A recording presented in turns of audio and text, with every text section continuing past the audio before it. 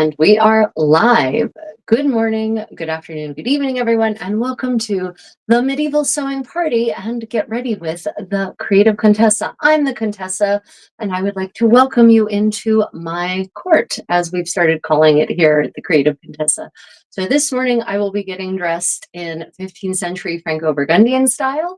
I was going to go Florentine, but then I realized that I have to clean my entire apartment. And unfortunately, I don't have servants for that, so that's going to happen after this live stream. So I need to be in clothes that are practical for that.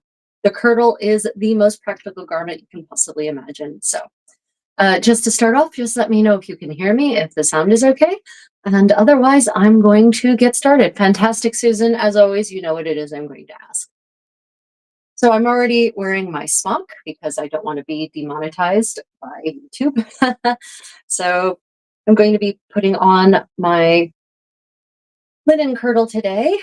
And yes, many of you have asked, do we have proof positive that kirtles were made from linen in the 15th century? And I sadly have to say no, I haven't found evidence of that. I have found entries in 15th century expense accounts excuse me, that say that they talk about a kirtle that is just made of fabric, and then they don't specify what fabric exactly. And it's possible that that oversight by the clerk could be an acknowledgement of the kirtle having been made of a relatively inexpensive, I say relatively inexpensive fabric like linen.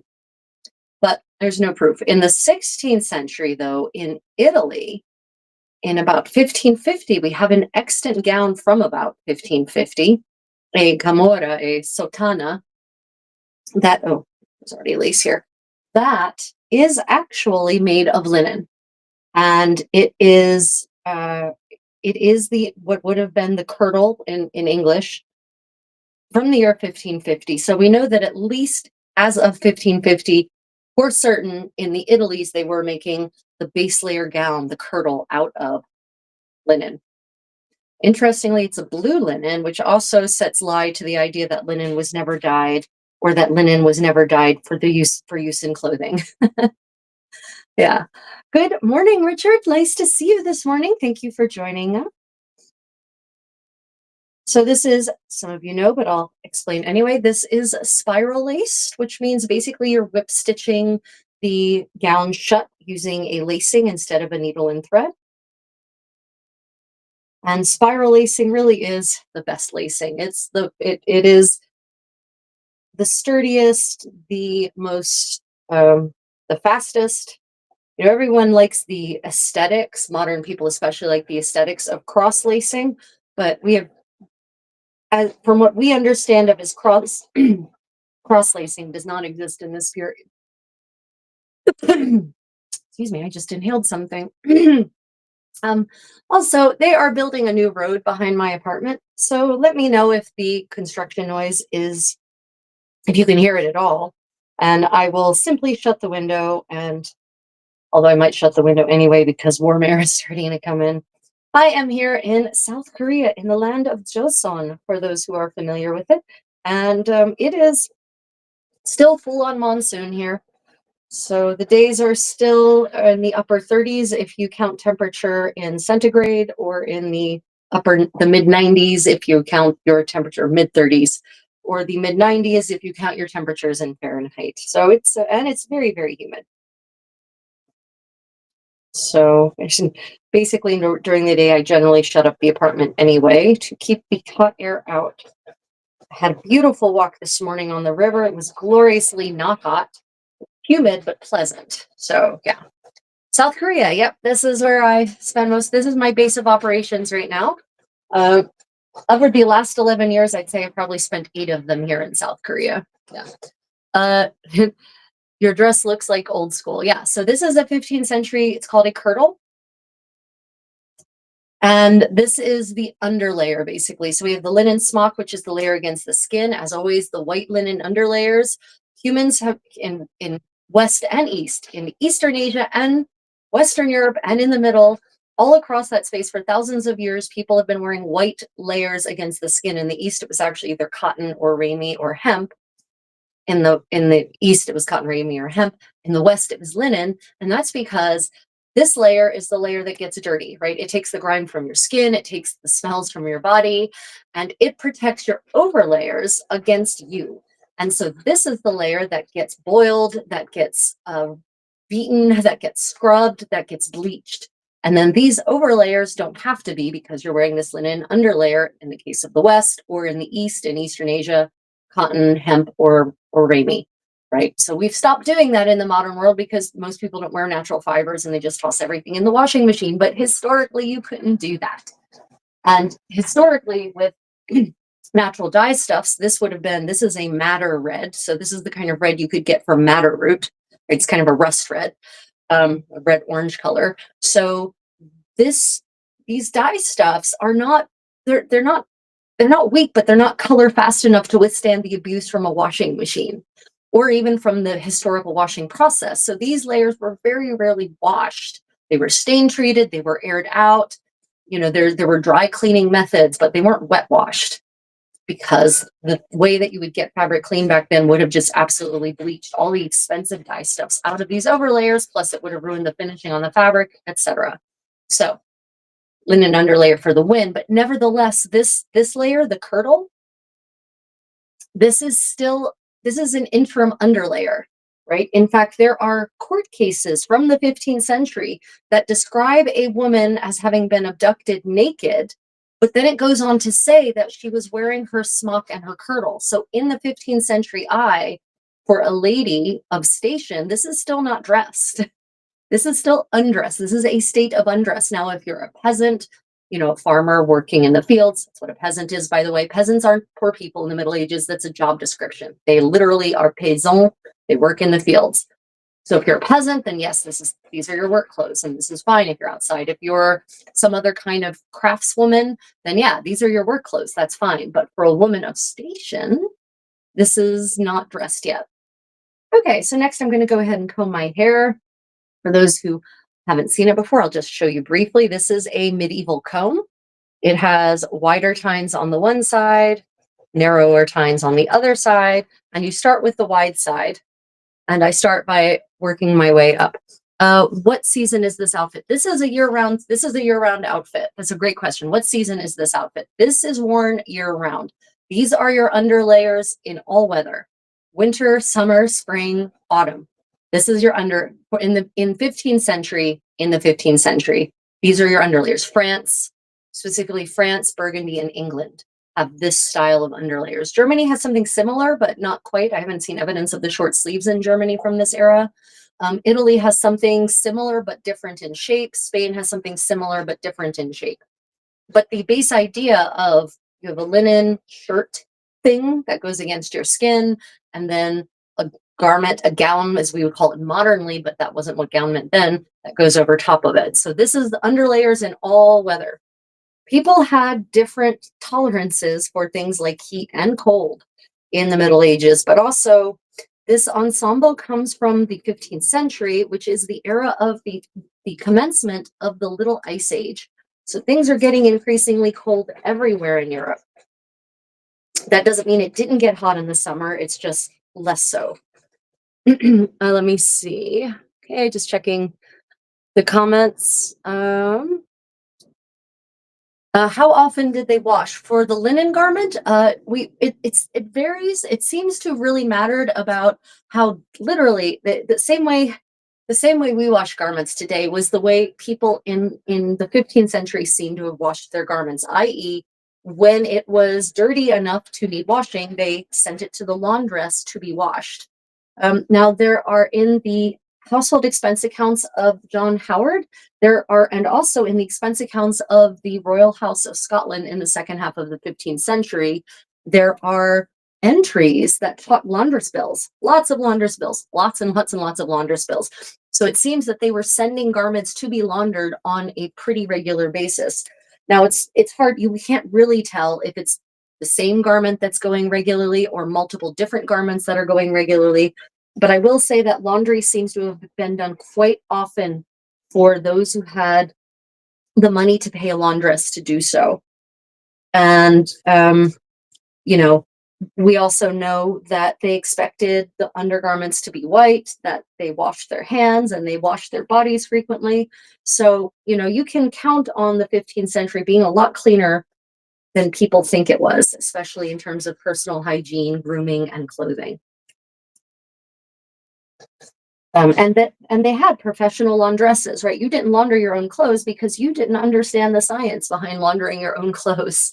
Laundresses were professionals. They were skilled. They understood different kinds of spot treatments. They understood whether to use cold or hot or warm water. They understood what kind of cleansers to use, whether it was a lye-based soap, whether it was fermented urine or both, or vinegar or lemon, which are also prescribed as stain treatments, all kinds of stain treatments that have survived in medieval texts. And the laundresses knew all of this. They knew how to do it all. So you would have being a laundress, even though it sometimes sort of got confused with, could be used as a euphemism for a lady of a lady of a certain entrepreneurial bend, shall we say? But being a laundress was a seriously in demand and skilled profession in the 15th century. So let me see. Questions.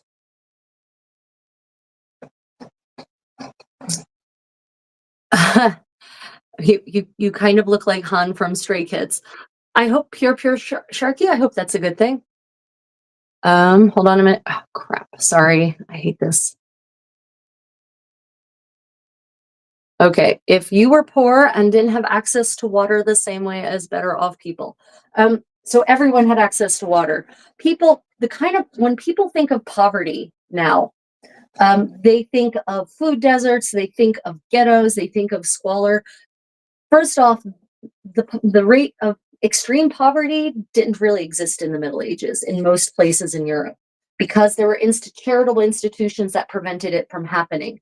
The church was not this evil thing that everyone thinks it was. The church actually did a lot of good in the community and had massive charitable institutions that provided work and jobs and home and food and clothing for poor people.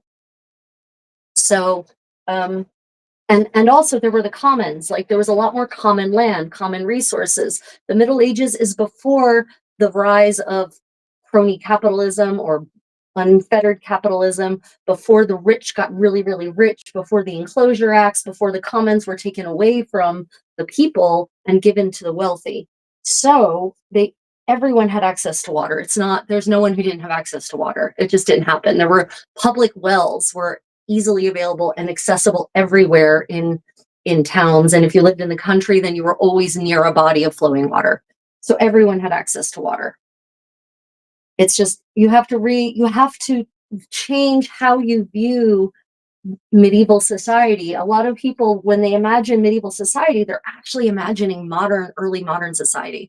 They're imagining 17th, 18th, and even early industrial society, 19th century, when they imagine both the level of dirt and squalor, the kind of poverty, the kind of starvation, disease. Most people don't actually imagine the Black Plague when they imagine medieval disease. They're actually imagining cholera, which is not a medieval thing. Let me see. Is this a historical style channel? Yes. Boyok, I'm a living historian. That is what I do.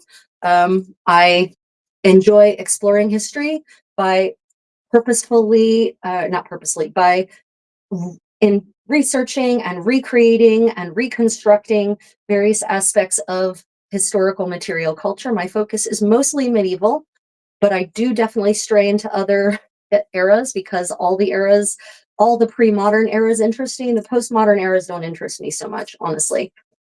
Before the Reformation, I'm good. After the Reformation, it just gets dark and depressing, and capitalism ruins the world, basically. But yeah. Let me see. In Scotland. I am not in Scotland. Oh, are you talking about the Lady in the Unicorn tapestries? So yeah, the Lady in the Unicorn tapestries were indeed seem to possibly have been woven in Scotland, but they were woven for a French family. So yeah, they ended up in France. Can we have a tour of the Sock du Son Memorial Museum? Yeah, eventually we will, I promise. Lord of the Rings vibes? Yeah, a little bit. Can't deny that. That is not wrong. This is not a Game of Thrones channel. I am a 15th right now. You are here in the 15th century with me. So I focus on history, not fantasy. Although I will say that Game of Thrones is, of course, based on the 15th century history of England. It's based on the Cousins' War, the War of the Roses, as we call it modernly. Right. So yeah, that which is this period as well. But no, not Game of Thrones. I couldn't watch past season 1 of Game of Thrones. When they killed the hand, I was done. Kingdom Come Deliverance 2. No, definitely not. In fact, no, I guess this week, this Wednesday, my time, Tuesday, probably most of your time, I'm going to be doing a playthrough of the new release on Kingdom Come Deliverance 2, and I will be criticizing whatever it is I find that is not accurate in terms of depictions of medieval clothing, medieval material culture for Bohemia in the early 15th century. Definitely not Kingdom Come Deliverance 2. Because that's Bohemia, that's Eastern Europe. It's a bit messy too there. Leather garments or waistcoats were around during the 15th century, and how often did they get them cleaned? Waistcoats were not around during the 15th century. That is not a 15th century thing. They had doublets in the 15th century. They were not leather. And there is not much leather clothing actually in the Middle Ages. People think that all men were wandering around in leather in the Middle Ages. They just weren't. It was not a common material for clothing. It was used for saddles and harness, for armor strapping, for belts, for shoes, boots, but it was not really used for for clothing very much. There's some, but not a lot. They did not have waistcoats. They had a garment called a doublet into which your hosen are laced. Leather was not laundered. It was just not cleaned. It was stain treated, but it was certainly not washed. And the doublet is worn over a shirt like this, so it doesn't get washed either. It gets stain treated, but it doesn't get washed as such. There are ways they would air clothing out. They would put it in the sun, depending on the dye stuffs that were used. If you lived in a northern place, you could do this snow cleaning method, but that's really just in places like Sweden. They couldn't, or in mountainous areas like Switzerland, the Alps, that kind of thing. Oh goodness, the chat is moving very quickly.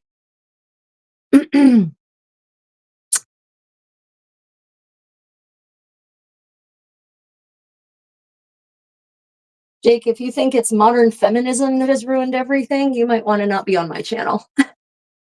It is definitely not what has ruined everything. What do you wash your hair with? I wash my hair with Aleppo soap, actually. It is a kind of soap that is made still in the Aleppo area, and it's made according to a recipe that dates back about 1,000 years, is documentable to 1,000 years ago.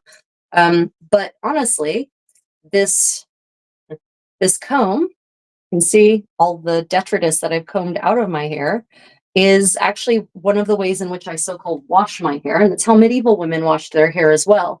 They actually used the comb to get the detritus out and also to redistribute the oils, and they only needed to wash their hair every so often. Now, obviously, I live in the modern world, and which is fine with me. I'll be honest, I don't want to live in the 15th century, but or in any pre-antibiotic time. But we also have a lot more pollutants now than they had then. Yes, they had a lot of fire smoke in medieval towns and cities, but they didn't have all the other garbage pollution, the extremely synthetic, highly volatile, carcinogenic pollutants that we now have in the air thanks to civilization. So I have to wash my hair more often than a medieval woman would have had to, just because of the pollutants and because I don't keep my hair covered all the time, unlike a medieval woman. So yeah, I probably wash my hair about once a week. So I'm now using the fine tines to do a final comb through and redistribute, really get any of excess detritus out, redistribute the oils from the follicle of my hair all the way down the shaft. And you'll see just how shiny just this makes my hair. I don't use a conditioner anymore, not since I switched to the Aleppo soap. The Aleppo soap is made of olive oil, laurel berry, and lye. But because of the olive oil, it's actually very moisturizing. It doesn't strip your hair the way a modern shampoo or just a pure lye-based soap with no olive oil would.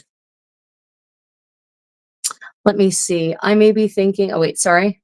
I was looking for some Aleppo soap and couldn't find any. You can buy Aleppo soap on Cosmetica Obscura. I posted their business card a little while ago, and I did an interview with them a couple of weeks ago. They do everything batch crafted, handmade, artisanal, based on historic recipes. They don't make their own Aleppo soap. They actually import it from Aleppo. So go to Cosmetica Obscura. Go look up Cosmetica Obscura on Google. I am obviously not in a position right now to post a link, but Cosmetica Obscura. Yeah. Let me see. Uh, let's see. What do you wash your hair with? Okay. Oh, Carlos. Bienvenido. Yeah. It's mostly A15. Oh, Tomas. Oh, you're back. You're back. Oh, thank God you're back. I've missed you so much. You've been gone for so long, Thomas. Oh my goodness. It's so wonderful to have you back. Okay. Let me see. I may be thinking Victorian era with the clay wash. Yeah, I have. So the wash, all right, let me tell you about the wash, the hair wash. I actually did, if you want to see a demonstration on medieval hair washing, I did one a couple of weeks ago. The recording is still on my YouTube channel. I don't think it's, I think Facebook deleted it because they delete live streams after a month. But if you go back to go to my YouTube channel, I've got a video, 50-minute video demonstrating the medieval hair washing process in medieval kit in my medieval glamping 15th century pavilion. And I explain the whole process from beginning to end. So if you want to watch me washing my hair and hear me talk about all that science, you can check that out on my YouTube channel under the live streams. And I'm pretty certain I call it medieval hair washing or something like that. Yeah. So the thing, what they used for, what they actually used, they definitely imported soap from Castilla. In fact, all over Europe, Castile soap. It's why we call it Castile soap, because it was made and or imported through the Iberian Peninsula. And we actually have a letter. We read a letter at Medieval Storytime on Monday in which a young lady in Florence requests that her brothers down in Naples send her some very fine soap. And because that's for her, it's got to be of a grade that will be good for her skin and hair, not something that's going to strip everything, right? So it's obviously, this is a soap that has moisturizers like olive oil or something in it. But we have a 12th century manual of cosmetics, women's health and women's health called the Trotula, that is popular and copied well into the 15th century. So it's very relevant even for 15th century. And it has a recipe for a hair wash in it. Now I avoid the word shampoo because shampoo conjures thick, viscous, substance, and medieval hair wash was not that.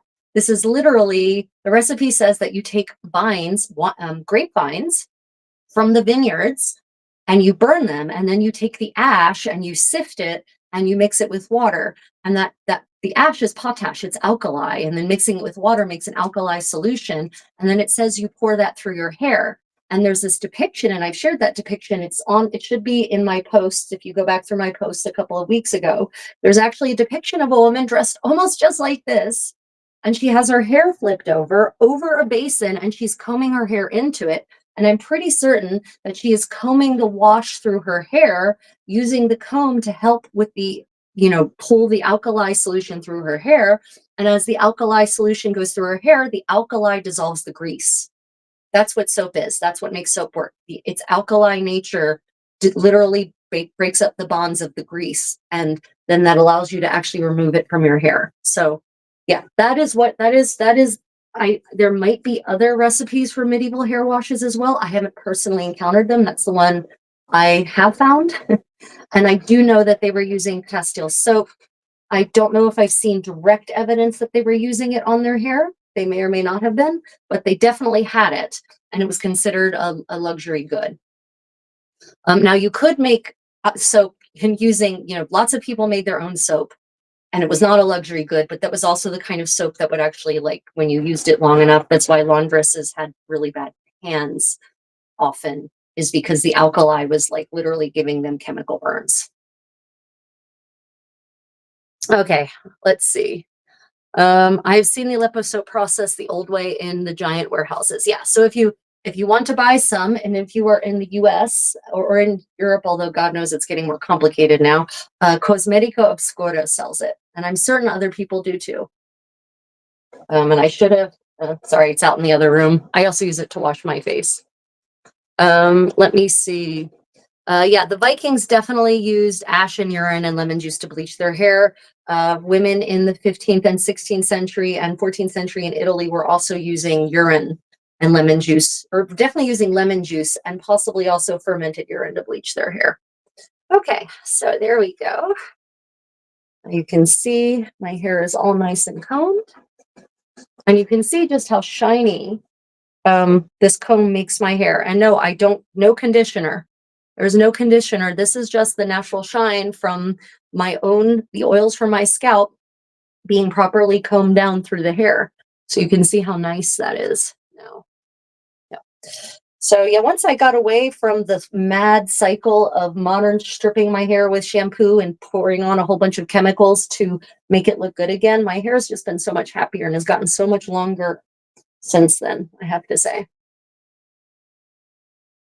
Okay, let's see. Do you get split ends? I do not get many split ends anymore. I used to get split ends all the time. But honestly, since I gave up modern shampoo and started using the Aleppo soap at a very restricted pace, once a week at most, my here you can see. Well, maybe you can't. Sorry, maybe the camera's not that good. But no, I don't get many split ends. I used to get really bad split ends, but that has decreased a lot since I changed my hair care routine. Yeah. And I haven't trimmed my hair in years. Yeah. Also, unfortunately, this is kind of the maximum growth I get on my hair. I was not genetically blessed in that regard. My hair will not grow very long. But yeah, since I haven't trimmed my hair in 7, 8 years, 9 years. Yeah, very long time. Very, very long time. Let me see. Is all of your hair dry right now, or is the top still a bit damp? Nope. The top is dry, and it's always been dry. It's just, I don't know why, but it looks in this like it's wet, but it's not. It's just shiny. It's just super shiny. Yeah. No, not wet. Just shiny. Just really, really shiny. It's also very humid here. So I'm sort of everything. Let me just say that everything is a bit damp right now. Um, a true fact is that your sun exposure and diet contribute a lot to your hair. It is, and I do eat a very good diet for that, but genetics also come into play. Your fallout rate, how long your follicles grow before they reach their senescent stage, and then the hair falls out. And unfortunately, there's like a 2 to 9 year cycle. Some people, their hair will grow for 9 years. A follicle will grow for 9 years before senescing. Mine is like on the 2-year end. So there it is. Let me see. I use African black soap. It's made from the kariti tree. It dates. Yeah, I've seen African black soap being made also in Africa. Nigeria? Maybe it was women in Nigeria making it. Very interesting process. Okay. Let me see. Okay, so hello, yet another Richard. We live in a Richard rich environment, apparently. Okay, if I keep doing this, I'm going to stop combing my hair now. This feels really nice. I will say it just feels so nice to drag the comb across my scalp. But yeah, you can just see how much detritus that the comb pulls out, right? Okay. So now we're just going to put my hair in braids, just very basic braids. Yeah, there's a lot of factors, Carlos. A lot of factors that go into hair growth, and some of them can be manipulated and some of them simply cannot. Trust me, I've done lots of research into this. So I'm just doing a regular 3-strand braid like so. And when I get to about, in this case, most of the way down, but not quite, I'm actually going to braid in. I showed you this.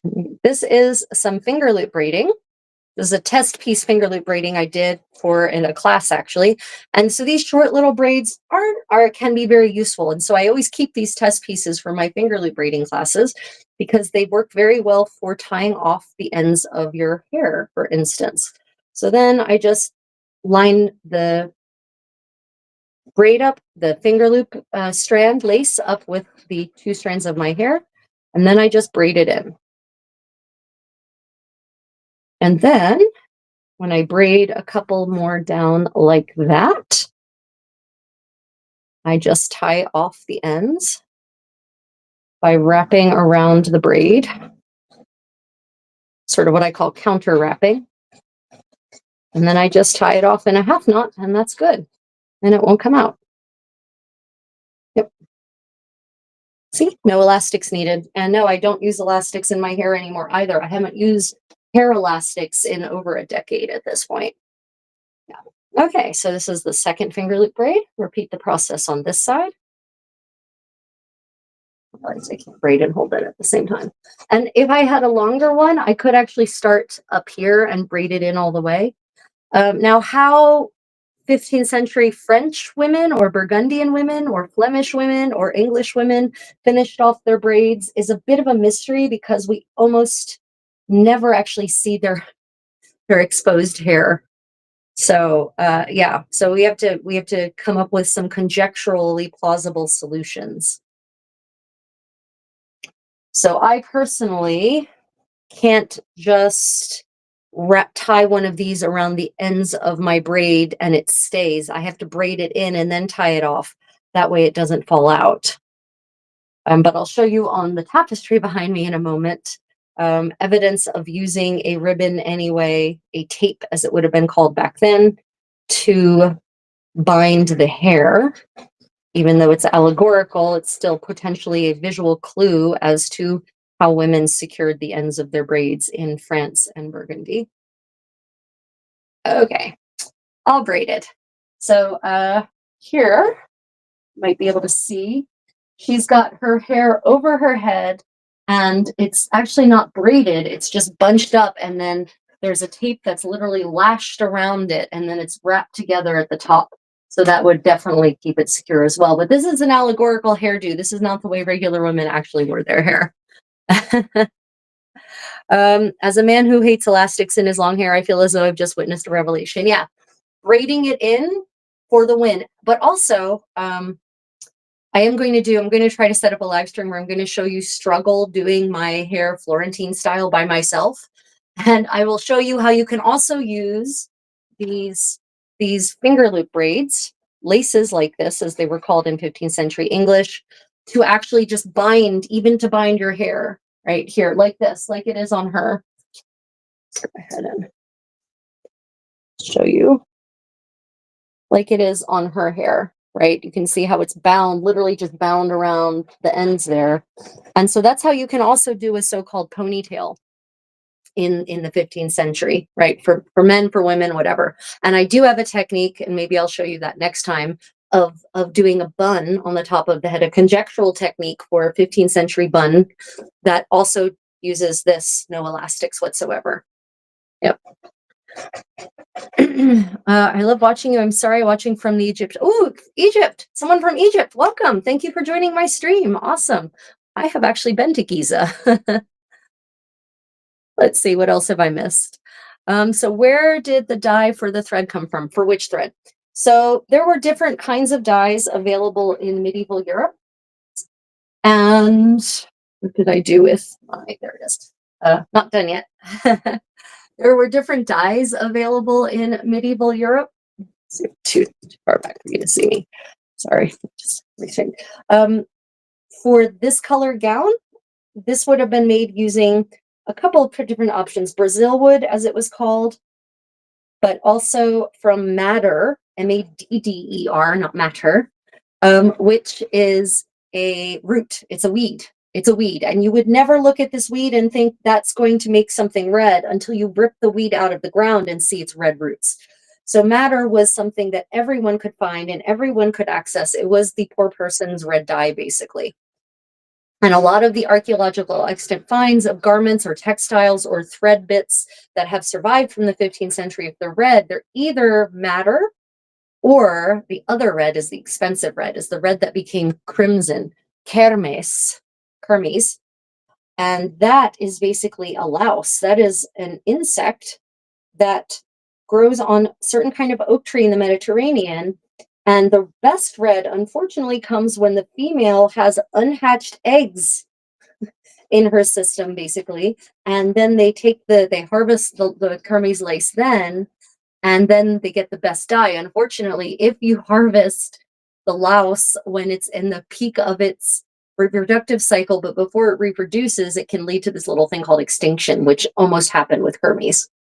There's also cochineal, which was around in the Americas for, being used for at least 1,000 years in the Middle Ages, if not longer. And then when the conquistadores came to Mexico, they discovered cochineal and they brought it back. And cochineal apparently has 10 times the dyeing power of Kermes, so it basically replaced Kermes, but the red wasn't quite the same. The caliber of the red, it wasn't quite the same in terms of the hue. So that's how you would get red. If only we knew how to make Roman red once again. Well, there's a difference between red dye stuff, red that you would use on your skin, or red pigments for paint. Like none of those pigments are usually not the same, because they won't get the same effect on fabric that they would get on your skin or on parchment vellum, for instance. Yeah. Okay, what is happening? Well, this is welcome to my medieval sewing party. I've just finished getting dressed. I've just put on my kerchief, and we're about to start the sewing part of the party. But before we start the sewing part, are there any questions about my ensemble? So just to recap, this is the Smock, as it's called in 15th century English. It's made of linen. Over top of it is a kirtle. And this is a French style kirtle, a Franco-Burgundian kirtle. I had someone, a British reenactor, I think, coming after me saying that this headdress was a Tudor style. She called it a rabbit hat or something like that. No, this style of kerchief, of couvre-chef, as it's called in French, is documented in France and Burgundy to about 1450 forward. So it starts in France and Burgundy, and then it gets imported to England later on. So no, this is not a Tudor style, just a Tudor style kerchief. It's being worn in France and England, or France and Burgundy, Flanders, the Netherlands, at least as early as 1450. So not just Tudor. Tudors can go away. Too much focus on the Tudors. Would this be everyday wear? Yeah. Laure, this is not so it's a difficult question. This would be everyday wear for a peasant. So literally a woman who farms, who works in the fields, right? This would be everyday wear, possibly for an artisan, a potter, a woman who does pottery, some kind of dirty work. But for members of the upper class, this is underwear. So actually, I should be putting on another layer, except I'm just here in my private chamber sewing with you all. So we're having a little private time in my private chamber. So I'm not going to put on the overlayer, what would be called a gown or a guna in 15th century English. And because I'm not going out. Also because the apartment that I currently inhabit is literally not big enough for the gown, because the gown has a really long train, right? So there should be another thing that goes over top of this. If I were to actually go out and about, or if I were to go out into the court or into the public areas of my castle, for instance, or my palace, then I would have another layer on. But I'm in the private area right now, so it's just you and I here in my private chambers. So yeah, this is very casual wear. This is elegant casual for upper class merchant or a noblewoman. But people in the upper echelons would not have been seen in public like this. We have no evidence of it. We have evidence of women going adventuring dressed like this, actually being on long journeys or something, but not that's kind of Arthurian fantasy or dream quest scenarios. So who knows how representative that is of actual daily practice. Yeah. Is that garment light enough for summer wear? Oh yeah. So this is all linen.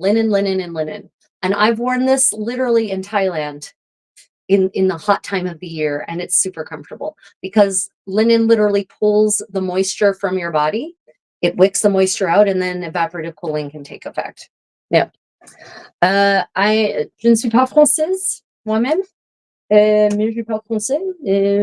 J'admire la culture française et l'histoire française. Yeah. So no, I'm not French myself, but yeah. I'm American, which means I'm a mutt, right? That means my ancestors come from literally all over Europe, including Normandy, by the way. Yeah, so when I say a peasant's outfit, I mean we have depictions of women peasants dressed like this. Yeah, it's called a kirtle. It's a fantastic gown. I love it. It's really comfortable. I wear these. After this, I'm not changing. After this live stream, this is how I'm going to be dressed for the day because I'm not going to change a third time today. This is the second time I've changed clothes. So yeah, this is kirtles for the win. Yeah, linen and linen. Now, I said this at the beginning and I'll say it again. We don't necessarily have good documentation for 15th century linen kirtles, which is the red gown that you're seeing, right? Not the white. The smock is linen and tons of evidence of that. There is some evidence where we have expense accounts that say, well, there's a kirtle made of fabric that is of red fabric, and then it doesn't specify what the fabric is, and it could well be that they mean linen and they didn't feel the need to specify because it's just linen. But you know, there it is.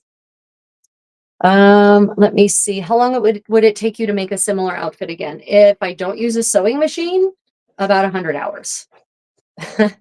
Because what you see on me now, it's all hand sewn, inside and out, all the seams. With the sewing machine, maybe 10 or 20 hours, because I would still do the outer visible parts by hand, but I would do all the long seams by machine.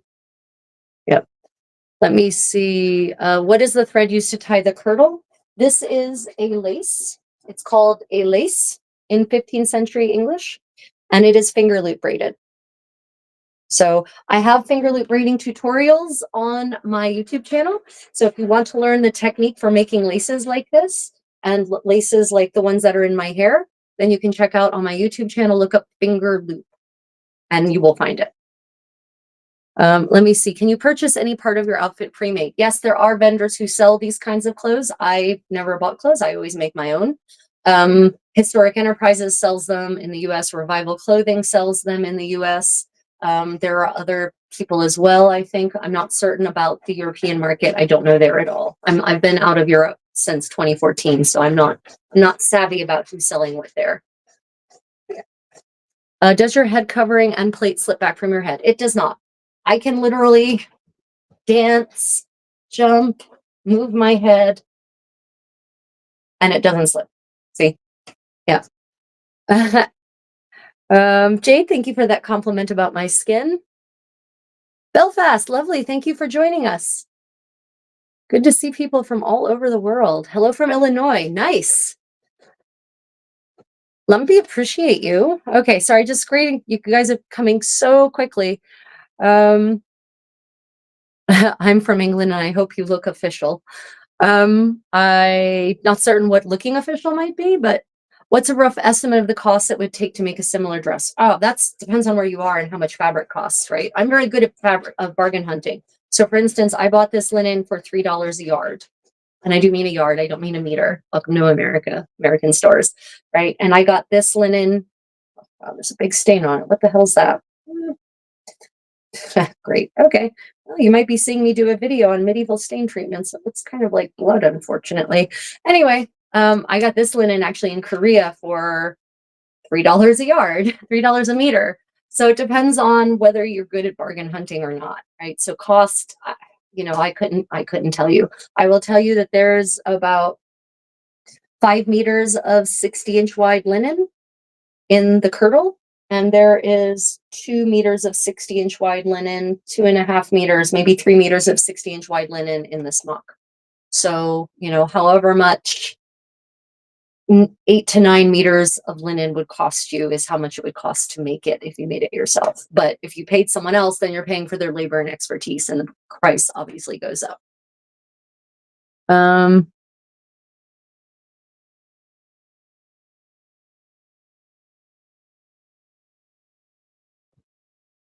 Oh, was someone insulting my French? Well, they can go to hell. Let me see.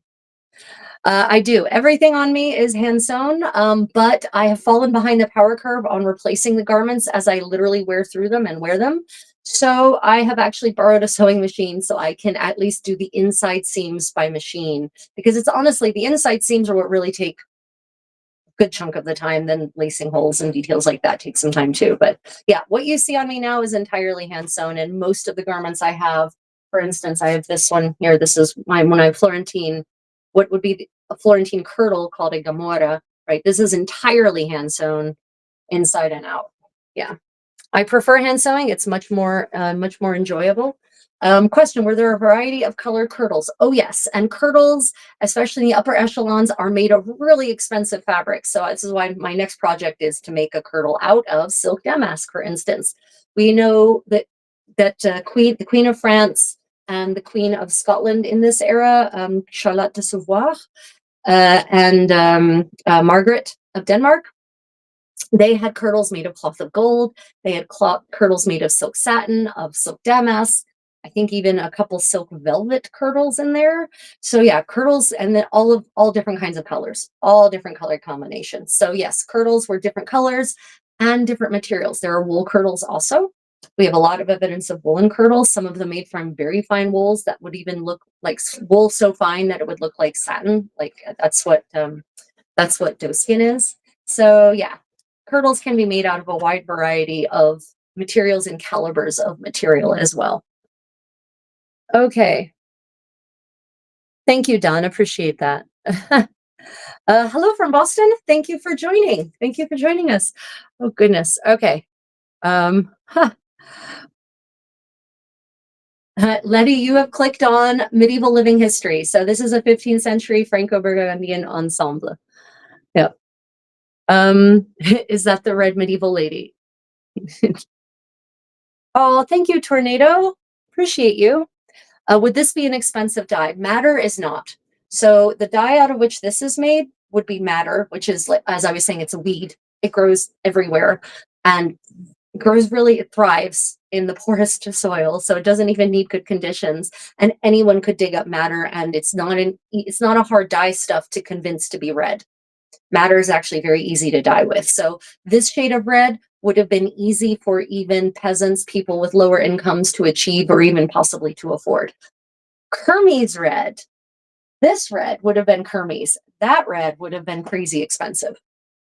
How do you launder this outfit? Actually, this outfit I can toss in the washing machine. Should I toss it in the washing machine? Probably not, but I can. And it comes out just fine. But medievally, this would have been boiled, soaked in very hot water, and it might have to be now, especially that I see there's a weird and unidentified brown stain on the sleeve. That's fun. And then it would be soaked in fermented urine. It would be scrubbed with soap, with lye-based soap. It would then be laid out on racks to dry in the sun, and then laid out flat after that on the grass to bleach, because the oxygen being respirated by the grass coming from below and the UV light from the sun above has a synergistic effect. And they would actually leave white garments out if it was sunny anyway. They could manage it for multiple days, sometimes up to 7 nights, and they would flip them. Every other day they would flip, so each side gets sunning. And so that one side gets UV sunning and one side gets oxygen bleaching, and etc. So that's how the medieval laundering process worked for white garments. Obviously, you don't want to bleach your dyed garments. So generally, these were not washed. They were spot treated, they were stain treated, they were smell treated using a variety of what we might call dry cleaning techniques, but also some wet cleaning techniques. But you would never put this entire thing into a vat of water the way we do today. Yep. Okay, moving on. Hello from Australia. Good to see you. Is it just the gold English hue? Okay. Yeah, I'm not sick. I'm just pale. This is my color, everyone. This is just my natural color. Let's see. And I'm just goodbye. Look. Yep, there we go. She's gone. This is not Amish or Pennsylvania Dutch. This is 15th century French, Franco-Burgundian, actually. You can tell it's not Amish because neckline, and the Pennsylvania Dutch don't dress this way anymore. They're not Amish. Pennsylvania Dutch does not equal Amish, by the way. See this neckline? See this color? See all this fabric? None of that is Amish. The Amish are all about modesty and simplicity and humility. I only do this by hand. I'm definitely not cheating. Everything on my body is hand sewn. Let me see. Do you know if they would have worn something similar in Spain at the time? Yes. So, oh, darn it, I hate it when it does that. Sorry about that. Do you know if they would have worn something similar? Um, uh, Aija or Aija? Yes. So Spain is not a single entity at this time. In the 15th century, Spain is different kingdoms still. And also Portugal is there as well. So Spain is different kingdoms, and the fashions are slightly different in each of those kingdoms. The ones that are closer to the Mediterranean, there's more influence. They're like Aragon. There's a lot of influence between Naples and Aragon because the king of Aragon is also the king of Naples at this point. But similar in the sense of layers. But by the 1450s, the clothing in Spain has gone real different from the rest of Europe. Very different. So they still had a smock, but the smocks, the camisa as it's called in Spanish, has really full long sleeves, and it's got all this beautiful black work embroidery on it. And they've got these weird dresses that come up to like right under the breasts and then flare out like a bell, because one of the legends is that one of the queens, and I don't remember the queen of which kingdom, she got pregnant with a lover's child, and so she hid the pregnancy from her king, her husband, by suddenly starting this fashion in dresses that basically went in an A line from in a sort of a bell, actually, from right under the breasts. That's when the farthingale was basically born. So yeah, no, what they're wearing in Spain, in most places by this point, is very different indeed. But the layers are the same. You have a linen layer, you've got a base gown layer, and then you've got a gown that goes over top of that. Um,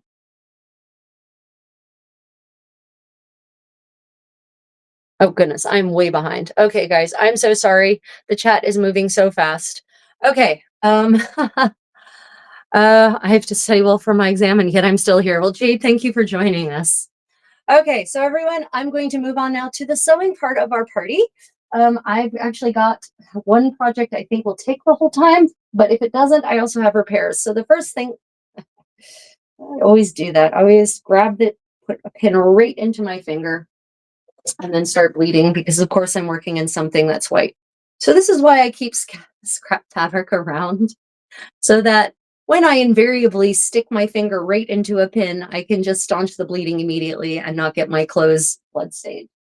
Okay, so we're working on a new smock, actually. New smock, new linen base layer. And so I only have one seam left, actually. I have to put in, so there's a gore in the front. That's a triangular gusset inset that helps make the skirts wide. This is what's called geometric construction. So I actually just have to put a gusset in the back. So I do have to open up the seam in the back to take the gusset. But then on the rest, I'm basically just finishing seams. If I somehow miraculously in the next couple of hours manage to get through this, that's not going to happen. But if it did, then I'll continue repairs on my stockings. This is what a stocking looks like in this period, everyone. This is what women wore. They wore stockings that came up just over their knees, and then they're gartered right below the knee so that they stay up. And of course, as some of you know, those of you who are my regular courtiers, you know that I walk and dance through the bottoms of my stockings because I do a lot of 15th century dance. And at events like the one I just attended for 2 weeks, I literally dance for 4 to 8 hours a day, depending on the day. So I develop holes really quickly in my stocking feet. And so I'm just putting new soles on all of my stockings made of a very heavy fustian, which is a blend of linen and cotton. So if I get through my smock, unlikely, but if it does, then I'll move on to my stockings. Sounds like hanbok, to be honest. Yeah, so, the thing is that historically in most temperate places in the world, remember Korea is about is at the same level as Europe, basically. If you follow the latitude around Eurasia, that same latitude, you're going to find the same layers, just different shapes. You're going to find a washable white or undyed layer against the skin made of, in the West, it's going to be linen. In the East, it's going to be ramie, hemp, or cotton, right? And in the center, it can be some combination thereof, right? In the sort of the middle of the Eurasian continent. Then there'll be of some kind of garment or garments, plural, that go over top of that, and then some really beautiful overlayer on top, or some kind of nicer overlayer on top. No, it was not Castilla. I think it might have been Castilla. It might have been Castilla, but I don't think it was. I think it was a Valencian court, but yeah. Okay, question. How long would people have tried to keep an article of clothing? Would they have continually tried to patch over and over again? I feel like often see new clothing as recreations not often used. If you want to see used clothing, you should come check out my wardrobe. Yes, medieval people, pre-modern people, with exception once you get into the Baroque era, then you've got these kings and queens who are super conspicuously consumptive and wasteful. But medieval kings and queens, even dukes, duchesses, counts, countesses, everyone held onto their clothes and repaired them and patched them for years. We know this because we have inventories of wardrobes of kings, of queens, of princes, of princesses, dukes, duchesses, counts, countesses, and they all, and even in the Italies where those titles don't necessarily apply, the Medici, for instance, their inventory, the inventory of the Medici, of Lorenzo de' Medici taken in 1492, these all contain references to garments that are old, that are patched, that are worn. We have expense accounts from the 15th century and the 14th century that talk about clothing being sent for repairs, right? Dukes having their garments sent for repairs all the time. And then when it can't be repaired anymore, then the garments were cut down and made into a smaller, of the parts that were still usable were cut into a smaller garment, maybe for a child. And then when that you went through that, then they were cut up usually again and then made into pouches or rags for washing things. And then when that wore out, if it wore out, then they would take the remnants and could use them either to insulate the walls of and floors and ceilings of homes, which is how we find a lot of extant medieval textile bits that are really small all across Europe. Or if it was linen, then it would be turned into rag paper, right? So yeah, these garments were kept even in the upper class, it seems, for pretty long and were worn for pretty long. So it's not like, this was this season's dress and the next season the queen had a new dress and she never wore last season's dress again. You're talking about garments that are often being worn for decades.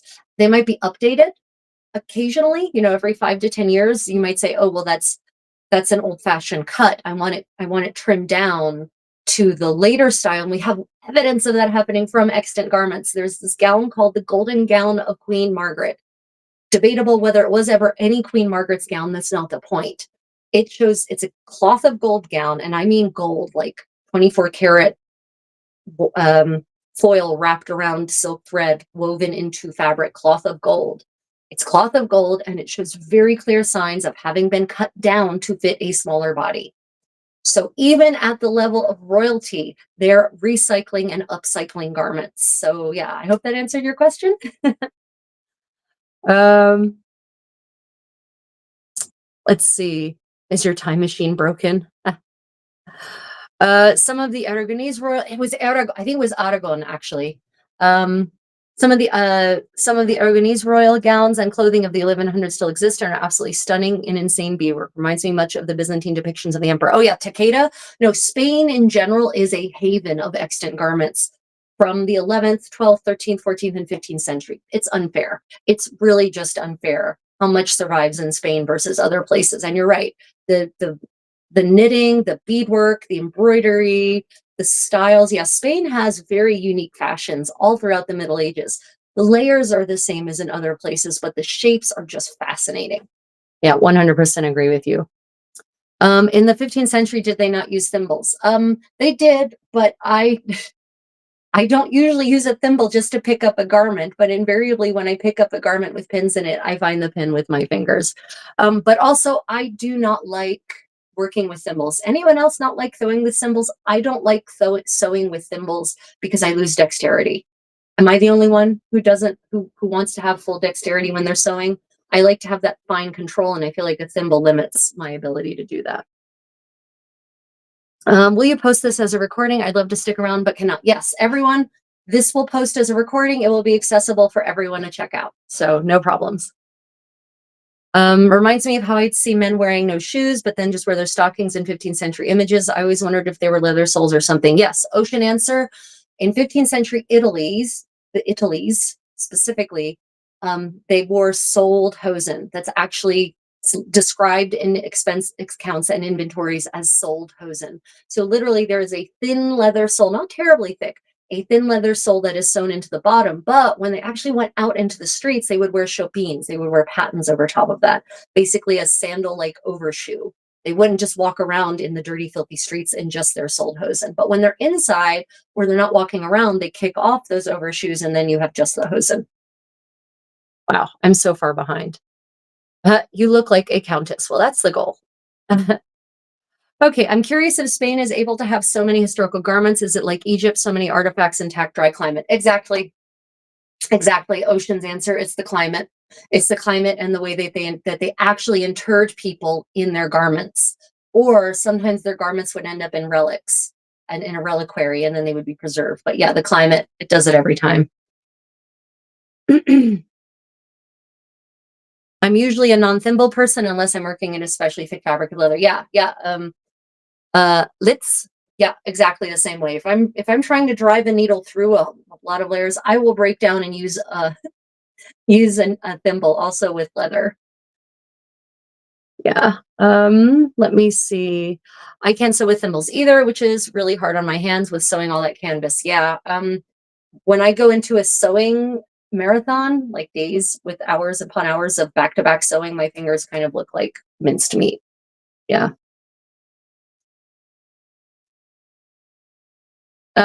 Fatih, I think maybe you don't understand how medieval Europe worked.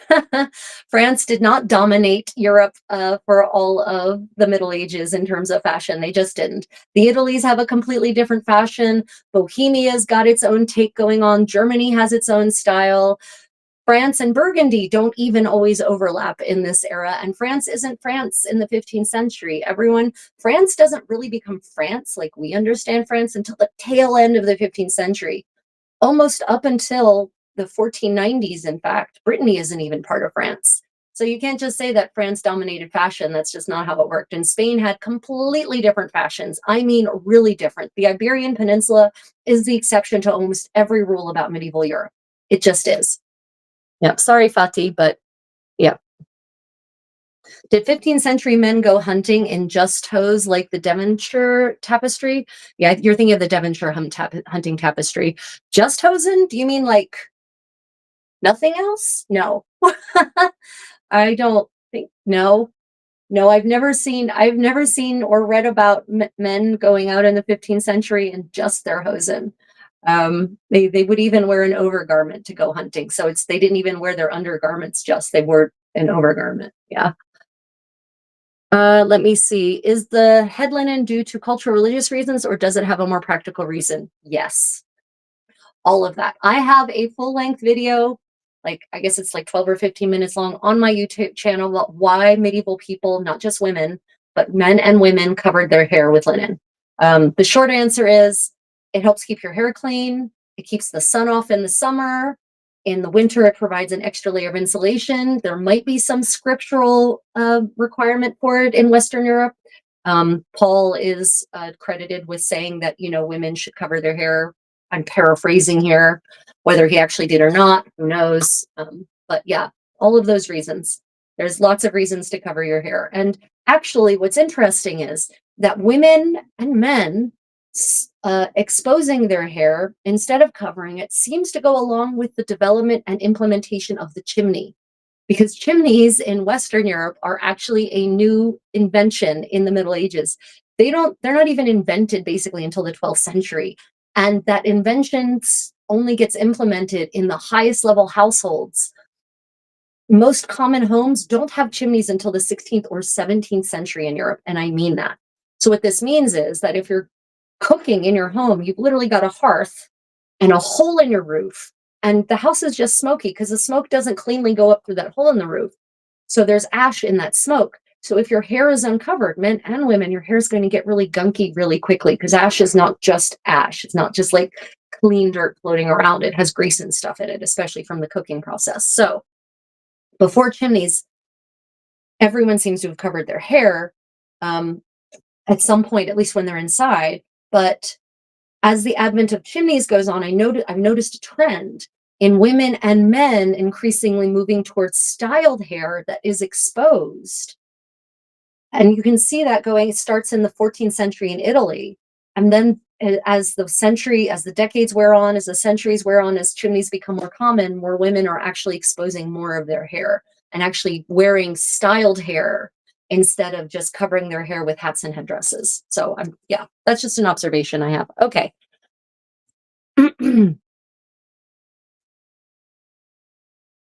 Okay, ring thimbles, all the needle pushing power with the touch and dexterity too. Yeah, I've tried ring thimbles and I just can't do it. It's just me. I'm clearly defective on the thimble front. Okay, let's go ahead and get to the sewing part of our party. And what is everyone else working on today? I'm going to take a moment because I've been talking pretty much nonstop for, oh, look at that, an hour and 5 minutes. I'm going to go ahead and lower this camera because you no longer have to see me from so far away. I'm going to go ahead and actually have a sip of tea, if you don't mind. And I've actually found some recipes from a 14th century medieval home companion. If you want, but one of my recommended Creative Contessa books. Fantastic book for medieval housekeeping, cooking, cleaning, laundry, how to garden, how to buy a horse, lots of interesting information. Anyway, it also actually has several recipes for tisanes, for herbal teas.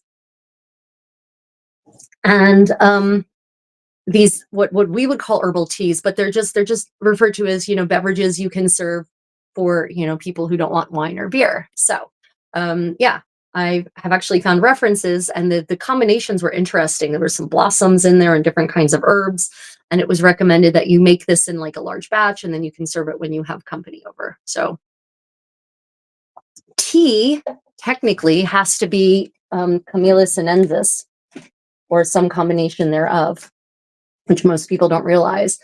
But a tisane is an herbal tea, basically. It's a tea made with anything else other than leaves from the actual tea plant. That kind of tea, the leaves from tea made from Camellia sinensis, doesn't reach Europe until the 17th century, unfortunately. But they were certainly steeping and brewing other kinds of other plant life to make a flavored beverage. This, however, is absolutely Japanese senta that I bought literally in Japan in Tsushima about 2 months ago. Yeah. Okay. What is something in the Middle Ages that you wish we still did, and something you absolutely abhor? Yeah. Something I wish we still did is that we actually still got together and danced every evening the way they would dance, with actual music and actual footwork and actual steps, and interacting in a social way, not in a space that's so loud and dark and smoky that you can neither hear each other nor see each other, and that it just smells bad. So yeah, I wish we still socialized the way they did in the Middle Ages in general. It was a much more social society. It was much more interactive. You didn't have to work out to stay in shape because your general life just allowed you to stay in shape. And I'm not, everyone says, well, yes, they were all slaving away. No, they weren't. No, they weren't. That's a modern misconception about medieval life. Medieval people, including peasants and workers, had lots of holidays, more holidays than we have in the year, because life wasn't predicated on your productivity in the same way that it is now.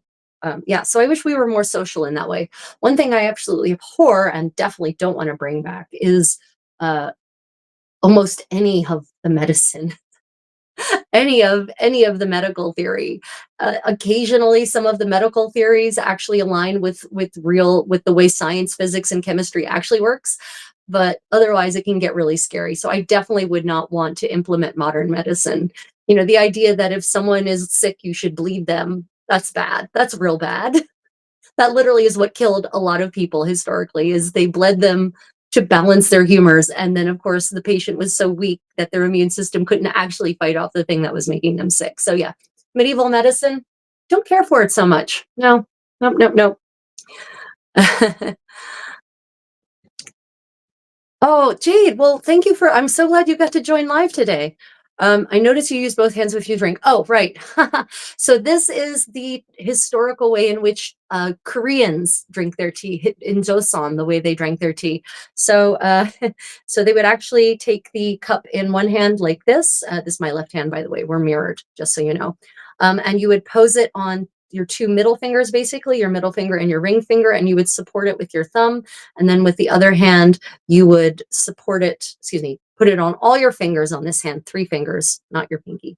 And then with your right hand, you have the two fingers and your thumb, and then you drink. Sorry, that's the that's the historical Korean way of doing it. Yeah. As a medical professional, solid answer. Yeah, I mean, some of the herbal remedies are actually very good and actually do have actives, like seriously medicinally power and potent actives. And many of those herbs are the things from which modern synthetic medicines were originally derived, right? Alkaloids and all that. So sometimes the medicine actually worked. Sometimes, just because the things they were using were actually dense with active ingredients. But the treatments, oh, the treatments, oh, the treatments. Yeah, no, thank you. I'm good. By the way, as a medical professional, and for all those medical professionals out there, you might be interested to know that breast reduction surgery was a thing in the Middle Ages. Yes, you heard me right. Cosmetic surgery was absolutely a going concern, at least as early as the 13th century, is the earliest I've personally documented it to. But women would actually, big breasts were considered actually unsightly and ungainly in medieval aesthetic through most of medieval Europe, at least Western Europe.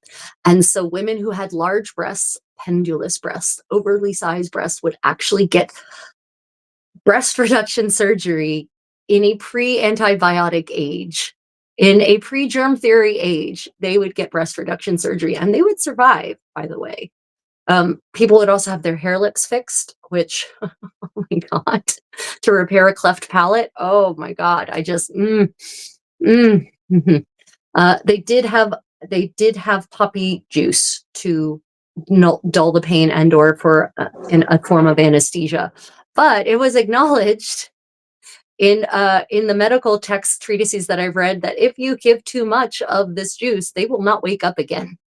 And so there's actually, in one of the medical treatises I read, I think it's from the 15th century, it actually talks about, actually, I think it's a translation of an Arab one. So I think it's like a 15th century translation of an Arab medical treatise.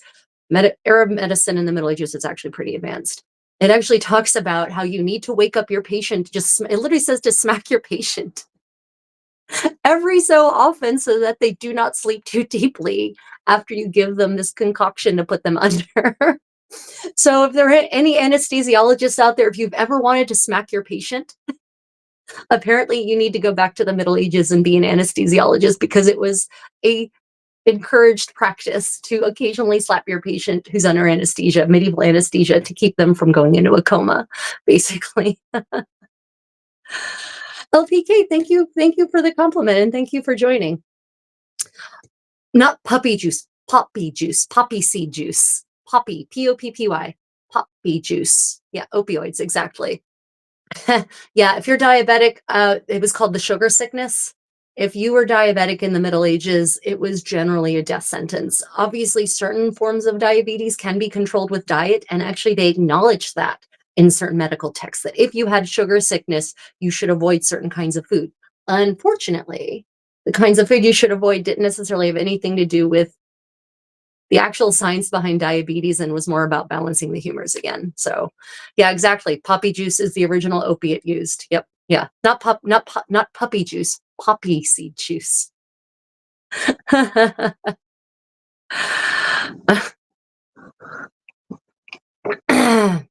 Jade, relax. Relax. You've got this. You've got the dental board exams.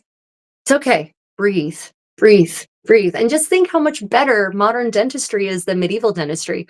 By the way, they assumed people who had big cavities in their teeth, medieval dentists or the people who handled medieval dentistry, they assumed that those were worms. But what they were seeing was actually the nerve. So hey, dental science has made so much progress since in the last 700 years. So are you big into Joseon? Yeah, so I appreciate Joseon fashion and I know a lot about Joseon history, but honestly, if I had to travel back in time, you told me, okay, you're going to travel back and you have to pick a time, okay, I would actually pick Sheila. I would pick the Sheila dynasty. In the Sheila dynasty, Buddhism was supreme, equality of the gender was supreme. Um, Men and women had basically equal rights. Uh, there was education. There was, equality relative. The gap between wealthy and poor was pretty small, actually. There was a lot of concern. The crown showed a lot of concern for the people. It was a pretty prosperous time. The clothing is amazing. Sheila dynasty clothing, amazing. So yeah. Oh, well, thank you, Miss Sayame. I appreciate that. Yeah, gout is definitely the king's disease. It's a rich person's disease for certain. Okay. I washed my fingers. I washed my hands and scrubbed under my nails before we started this party, specifically because I knew I was going to be sewing a white thing. And here it looks like I, might as well have not done it at all. I don't understand. My nails, I feel like someone's put a curse on my fingernails so that they're just doomed to collect everything that is dirty in the air and the environment. Yeah. Juggernaut, welcome. NYC. Which part of NYC? Because, everyone says they're from New York, but we all know it's not New York. It's Manhattan, it's the Bronx, it's Queens, it's Brooklyn, it's Staten Island. I know a lot of people don't want to acknowledge Staten Island as being part of the city, but it is. Let me see. Dental science really came forward when they stopped using powdered pewter and silver in a mercury amalgam. So when was that? Like the 1930s, and the mercury base did not go away until the 1960s. Yeah, yeah, yeah. Scotsman, hello. Welcome from Scotland. Thank you for joining us. You have crafter's hands. I really do. I really do have crafter's hands. It's so true. I can't deny that. I'm not even going to try. Okay. Just waiting for one of the kitties to come and harass me. Yeah. Nothing like a little lead and mercury. Lead, mercury, arsenic, so many medieval cosmetics recipes and body care recipes and ointments, hair treatments. They all contain the most alarming array of extremely toxic items. There's a depilatory in the Trotula, this manual that I mentioned, this 12th century manual of gynecology, so a depilatory is like Nair. It's a chemical lotion that literally burns the hair from your skin, right? It dissolves the hair chemically. And they had depilatories in the Middle Ages. The main ingredient in the one in the Trotula is orpiment. Orpiment is, oh my God. But what's interesting is that the depilatory cream recipe in the Trotula is followed immediately by a burn cream. Because apparently they too acknowledged that their depilatory creams were caustic and caustic enough to cause burns, which means you would want to then put a cream on the burn afterwards. Yeah. Lead does make colors pop. It really does. Arsenic makes an amazing green, which, by the way, they were still using arsenic green in Victorian homes up until like the early 20th century. I can't remember when they finally outlawed arsenic green in wallpaper and whatnot. And children were literally like licking the walls the way children do and eventually developing arsenic poisoning and dying. Yeah. Question: Henry VIII had a spoiled son named Edward, who is very chilling and cruel. Why was that? Why was he? Why was so? Okay, so first off, I'm going to say I really don't like the Tudors. For many reasons. I think one, I don't like that people focus so the English seem to ignore their history. Like for the English, it seems 1066 is an important date, 1215 is an important date, and then suddenly there's nothing again until Henry Tudor, or until, well, Henry Tudor, but especially Henry VIII. And that is so derogatory towards the rest of their history and the other monarchs that they had. Edward this Edward the sixth. Edward the sixth. Yeah, he counts as the sixth, right? Yeah, because technically there was an Edward the fifth. Anyway, Henry VIII's son Edward, he was raised, in the new version of Protestantism that had come along. And I mean, how cruel he was, that's kind of subjective. He only had a very short reign, so his impact was relatively minimal. So what came after that got pretty crazy with Mary and then Elizabeth, and Jane the 90s queen. But, I mean, the reality is that Edward's mother died in childbed, so he never knew his mother. So if he was cruel and cold, and it's probably because he didn't have any good actual present parent figures raising him to not be.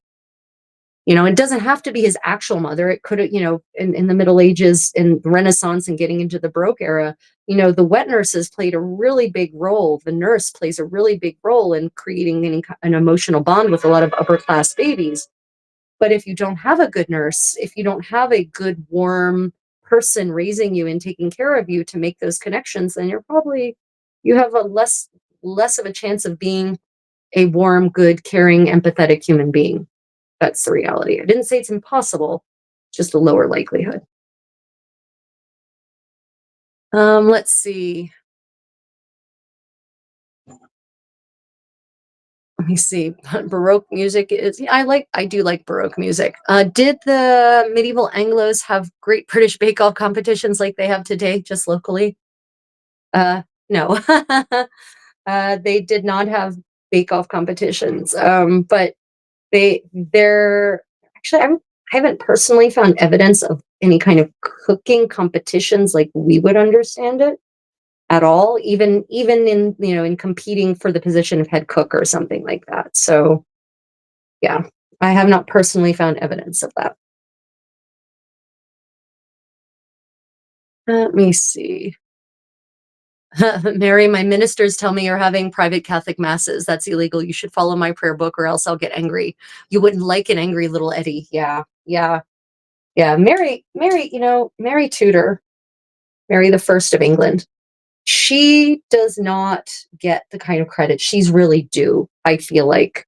The way she managed to survive in her father's court, especially after he went off the deep end, the way she retained her Catholic faith and practiced it, in secret in some cases, sometimes not so in secret, through all of the tumultuous period of the English Reformation, I think should be respected more than it is. Right? I really feel like it should be, and it's a shame that it's not.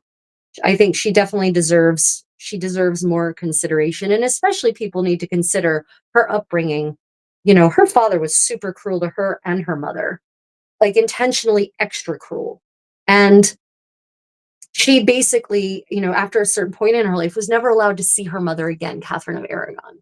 And by a father who then also had, at that point, emotionally divorced himself from her. So he went from being this loving, warm, caring father that she knew growing up to being a complete asshole and a tyrant and cruel and capricious, and literally to punishing her and her mother for retaining their faith by preventing them from ever seeing each other again. So she couldn't even mourn. She couldn't even see her mother when her mother was dying. And I'm going to tell you that kind of environment growing up is going to change you. It's going to turn you into a certain kind of person. And so, I think people focus more on, some of the more cruel aspects of her reign, even though honestly, the more cruel aspects of her reign are no different really for most of her peers in that era. And they also fail to acknowledge the courage that she had, because her father had proven that he had no problem with executing people. He had no problem executing a queen. Now, granted, the queens he executed were actually kind of were lower members of the aristocracy. So we're not talking, he didn't execute Catherine of Aragon. He didn't dare, because that would have unleashed literally holy hell upon him. But by the same token, she saw that he had no problem executing women of royal status one way or the other, and yet she still defied him. So, I think we undervalue that courage. Hi, what are you sewing? Hi, Polly with Incontinence Sewing. Great job. Well, thank you. I am making actually another one of these. It's called a smock, a 15th century linen undershirt, basically. In this case, a women's smock. And I'm actually just finishing up. I'm hand turning the inside seams. So I'm finishing up the seam allowances. Let's see if I can get it to focus. Yeah. So I've turned the seam allowances and I'm doing a blind stitch so that all the edges, the raw edges are all cased within that fabric so that when this thing gets laundered, and it will be laundered pretty heavily, it will, there will be no raveling. The edges will be preserved because otherwise, if I don't finish the seams, this is what an unfinished seam allowance looks like. And this will literally unweave itself eventually with enough agitation and exposure to wear and tear. So the idea is that all of the seams end up being finished so that no edges, no raw edges show. Let me see. Any tips for studying history? I'm going to have a very tough exam on history of Spain in some months. Right. So, there's a difference between exploring history because you want to understand and learn about history and studying for a test. Studying for a test, one of my tricks when I was studying for tests was to recopy my notes. Oh, also to take notes by hand. Everyone, you're going to trigger more memory if you write things down by hand on actual paper than if you type. Typing does not really generate much memory because there's almost no actual input that stimulates the brain. But actually writing by hand on paper, the feeling of the paper, the smell of the paper, the weight of the pen in your hand, the pressure and contact from the pen, all of this tactile and sensory input actually builds stronger memories. So my recommendation for studying for a test for any subject is to recopy your notes by hand, especially if you've taken notes on the laptop. Then copy them down by hand and then copy them again. And eventually it's going to get into your brain. Flashcards are another, for me anyway, a pretty handy study technique. Put the head word on the front and then the definition on the back, and then, actually work through the flashcards both directions. But studying history, it really depends on how the class was taught. If your class, if your exam, your professor actually taught you history properly, but they probably don't because mostly it's just battles and disease, right? That's all history tends to be taught as, rather than as a record of daily life. Yeah. Yeah, recopying the notes. Yeah, big time. And the more often the better. Recopying notes for the win. I used to sit when I was back at university. I would go to lunch. My one meal a day was like either all you can eat Indian buffet or all you can eat sushi buffet. And I would just sit there and study for hours. And I would recopy my notes and I would review the notes and flashcards. Flashcards are another really good tip. Write by hand and speak personally. Never do flashcards, but yeah. Yeah, I'm a polyglot also. I would be Amish if I had the opportunity. I wouldn't. I'm not Amish. This is not Amish. The ensemble you see me wearing, everyone thinks it is. And I think it's because they either don't maybe live near actual Amish people or whatever. But see this neckline? Not Amish. See this color? Not Amish. See how fitted this gown is? Definitely not Amish. Yeah, so the Amish people are all about modesty and humility and simplicity, and avoiding the sinful pitfalls of the modern world. And so their gowns are always up to their necks, simple, simple, simple gowns, simply cut, minimal fabric, basic colors, grays and light blues and blacks. Yeah, certainly no collarbones are exposed. Amish do use smartphones. They do. I come from Amish country, Delaware, and when I go back and visit, I get to an Amish market, and they are definitely using smartphones. They're using solar cells now. It's a lot of there are some Amish people still living the very strict old school ways, but many have slowly been modernizing. Yeah.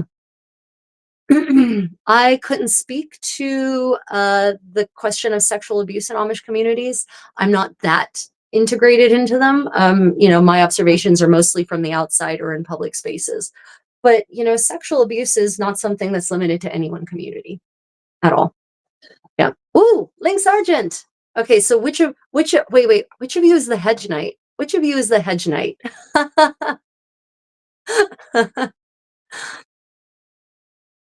I cannot wait for your Viking series about the forgotten Viking kingsman, Forkbeard. Yeah, Vikings. I'm not so interested in the Norse era, in the height of of Scandinavian expansion, shall we call it? Mostly because the clothing is not really interesting to me for from it's there's limited, you don't have big full skirts and that drag on the ground, and it's mostly focused on the metal bling, is really where the ornamentation is. But also we know nothing about music and dance from the era, or nothing about dance and very, very little about music. And we don't even know that much about food. We have archaeological remnants of bits of food from graves and whatnot, but no cooking manuals have survived. So our picture of many aspects of Norse material culture is just not rich enough to interest me. In combination with the fashions being narrower cut, less, really wool heavy, less silk, although they did have silk, but not as much as they have by the 15th century. So yeah, I'm more of a big dress kind of person. Lots of layers, voluminous, dragging on the ground. That's my preference. So I just can't really, there's a lot of interesting things about Norse history in general, Scandinavia at the height of the, first millennium expansion.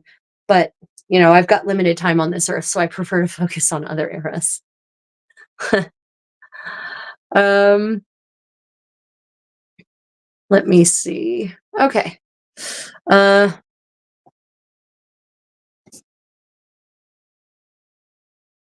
oh, lovely pancake. Are you from are you from New Zealand? Or from Australia? The Great Emu War?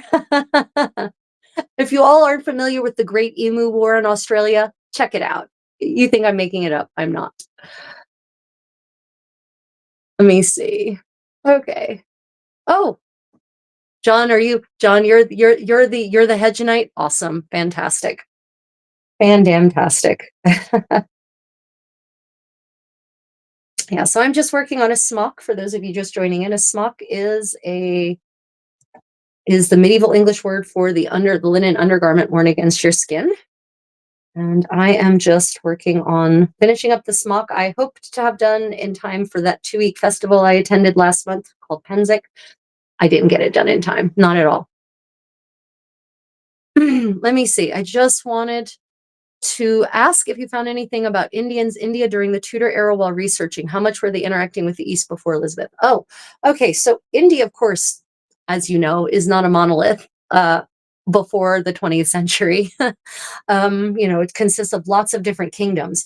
But we do know the Portuguese end up settling trade colonies in Kochi at the end of the 15th century. Before that, you have the occasional European who tends to toddle through, like Marco Polo supposedly wanders through India in the 13th, 14th century. And some other European travelers go through there, but there's lots of trade happening. So it's mostly Arab traders, only Arab traders, Arab and Chinese traders who are kind of plying the ocean currents there. And the Arab traders are the ones who are going to India and Sri Lanka and the Spice Islands and Indonesia and the Chinese ports, and they're bringing goods back. They're then being hauled, they're being taken over in caravans over the shortest part of, the Sinai, the shortest part of the desert there, sort of where there now is a canal. And then they're being loaded onto ships and then taken to Europe. So there are trade ties. There are absolutely trade ties. And we do seem to have some evidence of the occasional subcontinental, modernly Indian, but back then, obviously, India is also a European word, but they would not have identified themselves as being a monolith either culturally, depending on where in India. But we do have occasional evidence of a stray person from the subcontinent making their way into, say, the Mediterranean. The court of Roger II, Roger of Sicily, or the Holy Roman Emperor, right? And Frederick, Holy Roman Emperor, apparently had, according to chroniclers, but of course we can't know what they mean when they say Indian, someone from India, because the term India in various parts of medieval European history was vaguely defined as sort of any part of not Europe. Could include Africa, could include vast parts of southern or eastern Asia. Yeah, so it can be really hard sometimes to track that kind of thing. But we know there were trade ties. And we know, for instance, that items are being imported from India. And by the 15th century, indigo is being imported from India, by the way. But the Mughals take over in the 15th century, so the Mughal court becomes sort of the driving force of like the northern half of India, basically. And we know that by the end of the 15th century, the Portuguese have set up shop there. So the connections become much, much more direct at that point. Yeah. So um, I don't know if that's a satisfying answer or not, but there it is. Now I haven't looked to see if any embassies or representatives from the Mughal. I do remember reading something about the Mughal court receiving emissaries from. I think it was England. I think it was Elizabethan England, but don't hold me to that because it's been a while since I read that particular article. Yeah. During the winter, did women wear heavier kirtles to combat against the cold winter days? During the winter, women wore all the layers, and depends on where you were. So this is a kirtle, just so everyone is clear. The red gown, the red dress, as we would call it, is called a kirtle. Kirtel. It's spelt at least 15 different ways in 15th century English. It's called a kirtle. And yes, they would be made of wool. They were made of wool. Silk is also insulating in the warm months. The other thing they would put a stomacher actually over top of these laces. And in Scotland, the stomachers were being lined in fur because it's getting cold. It's the little ice age. So they'd actually pin this rectangular, what we would call a placard, but was called a stomachus, in 15th century Scots, stomacher over top to cover the gap of the lacings, and also would come up a little bit higher on the neckline. And then they had another garment that they would wear over top of that, which is called various things. It's called a gorgiere in French. It's called a colletto in Italian. And you can see these cropping up increasingly as the 15th century wears on. It's like a little mini capelet kind of thing that literally covers any skin that's exposed and a little bit up the neck sometimes as well. And that also helps insulate. So there'd be another dress over top of this, which will definitely keep everything warm. And then that, if it's even colder, they would then put on the gorgiere, the part, we call it a partlet in later English, but it's not called a partlet in the 15th century, I don't think yet. Yeah, so yeah, you definitely would wear, they definitely had fabrics that were more or less heavy. For the summer, they had wools that were very fine, very light, breathe really well, not too hot at all. And then yes, you do have heavier layers, but they also lined their gowns in fur. The gown is the overlayer. So they would actually line the gown in fur. And in the winter, the gown would be lined in fur. And then in the summer, they would actually take out the fur lining. You'd still have the fur cuffs, the fur collar, the fur trim that's visible on the outside, but they would actually remove the fur linings in the summer. So they had all sorts of tricks for staying warm in the wintertime. Yeah, it seems like winter would be torture, just living day to day, doing daily duties. Depends on where you were in Europe, whether it was torture, but everyone, people just developed techniques. They developed coping mechanisms that allowed them to survive in a cold climate. And it was normal for them. They were just used to different. The reality is that medieval people were used to different levels of comfort than we are. They adapted. I will tell you, as someone, I grew up, for instance, in a home without air conditioning in Delaware, the United States, and Delaware summers are super hot and super humid.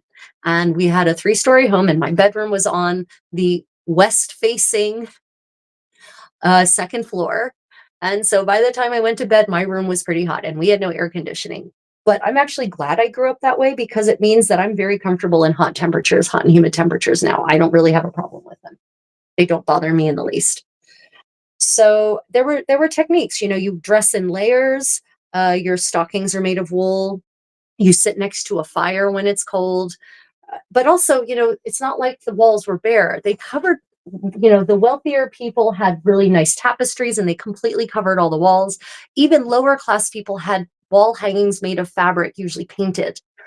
And they were called bankers, is actually a word for fabric that's just used to cover the benches and the walls. So they had techniques for insulating a space. So yeah, it would not have been as warm as we're used to, but it wouldn't have been bitter cold. And they covered the windows, even if they didn't have glass, because a lot of people didn't have glazed windows actually in the 15th century. They had wooden shutters that they would close and they would hang a tapestry over top of that. So there were ways to keep things warm. We've got streams from 15th century alien, 15th century stream, my friend. Did they eat well? They is a general question. So if you're talking 15th century Western Europe, most people ate very well. And actually, peasants ate better than the rich in terms of nutritional density because peasants were eating a diet that was very plant based, root vegetables, herbs, lots of greens, wild greens especially, so really nutrient dense items. They could have meat sometimes, they had access to eggs, copious amounts of chicken eggs, cheese, everyone had like almost everyone. There wasn't this extreme poverty in the Middle Ages, so almost everyone at least had a cow or a goat or a sheep. Most likely a goat, less likely a sheep. And they could get milk and turn that milk into cheese. So the lower classes actually ate a better, more balanced diet than the upper classes, because lower classes, they couldn't afford white bread, which was the wealthy person's bread, because all the half of it was sifted away by sifting out the bran. They could only really afford whole grain bread. And so their bread even had, and it was sourdough whole grains. So the whole grains were actually made nutritionally accessible by the souring fermentation process. Whereas the wealthy people could eat crap tons of meat. And I do mean, oh my God, lots of meat. And they did. And they were eating white bread because that was the luxury good. Pain de main, right? They were eating luxury bread. And so they were eating this white bread that had no nutrients in it. And that was just pure refined carbohydrates. So actually, in truth, medieval wealthy people or medieval peasants ate a better diet than the wealthy individuals. Now, in times of famine, if you're talking about famine, all bets are off, right? But famine is a specific situation that impacted everyone, including the upper echelons of society. Where we haven't reached, this isn't the 18th century, we haven't reached the stage of extreme decadence of that massive gap between rich and poor. That doesn't really start hardcore until the 16th centuries when that real gap starts, because that's when the enclosure acts are passed all across Europe, taking away the commons and making poor people really poor. Before that, though, you have commons, so everyone can have a cow or a sheep or goats or pigs and graze them in the commons. You don't need to own lots of land in order to maintain a pretty good, decent level of and comfort of level of living, because you can earn income and have, through just sort of casual levels of farming without having to own a farm, as it were. So yeah, for the most people point in Western Europe, in the 15th century especially, people ate well. Again, all bets are off when you're talking about a famine. That's a special circumstance. But famines happen less often in the Middle Ages, and most famines then were the result of weather-related tragedy. For instance, in the early 13th or the early 14th century, is kind of what paved the way for the Black Death to really devastate Europe. In the early 14th century, the climate starts cooling, it's the little ice age, and they literally had summers with no sun, where it just rained and it rained and it rained. And so the crops failed. And so that led to famine. But in general, medieval farming practices were vastly superior to modern farming practices because they practiced rotation, crop rotation, and fallowing. So you'd have 4 fields. One of the fields would be left fallow for a season or two to let it recover, and they would rotate crops through the field. So it wasn't a monoculture, right? So the different crops take different things out of the soil and put different things back into the soil. And so by rotating crops and by letting a field to go fallow and completely recover with all kinds of weeds just contributing to its natural fertilization, they didn't have crops didn't fail as often. And also because of the monoculture, if a blight come or the lack of monoculture, the polyculture, I don't know. I've only ever heard the word monoculture. I guess its opposite must be polyculture in agriculture. Anyway, when you're growing multiple kinds of plants and your food supply isn't based on just one kind of grain or one kind of vegetable like ours is, then when a blight comes through, that blight is probably only going to affect one kind of crop. So you still have the other crops to compensate. So yeah, medieval farming practices, I feel, and we could learn a lot by going back to a lot of medieval farming practices. No, we should not go back to using night soil.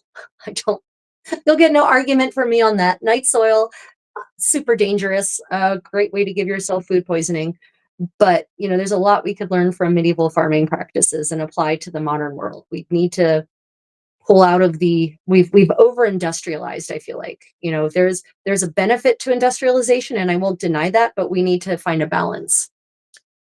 So yeah, did they eat well? Wow, that segued pretty quickly.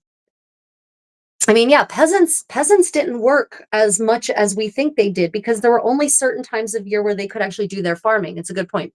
Peasants only worked 15 weeks a year, though. I actually don't know if I can't speak for that number particularly.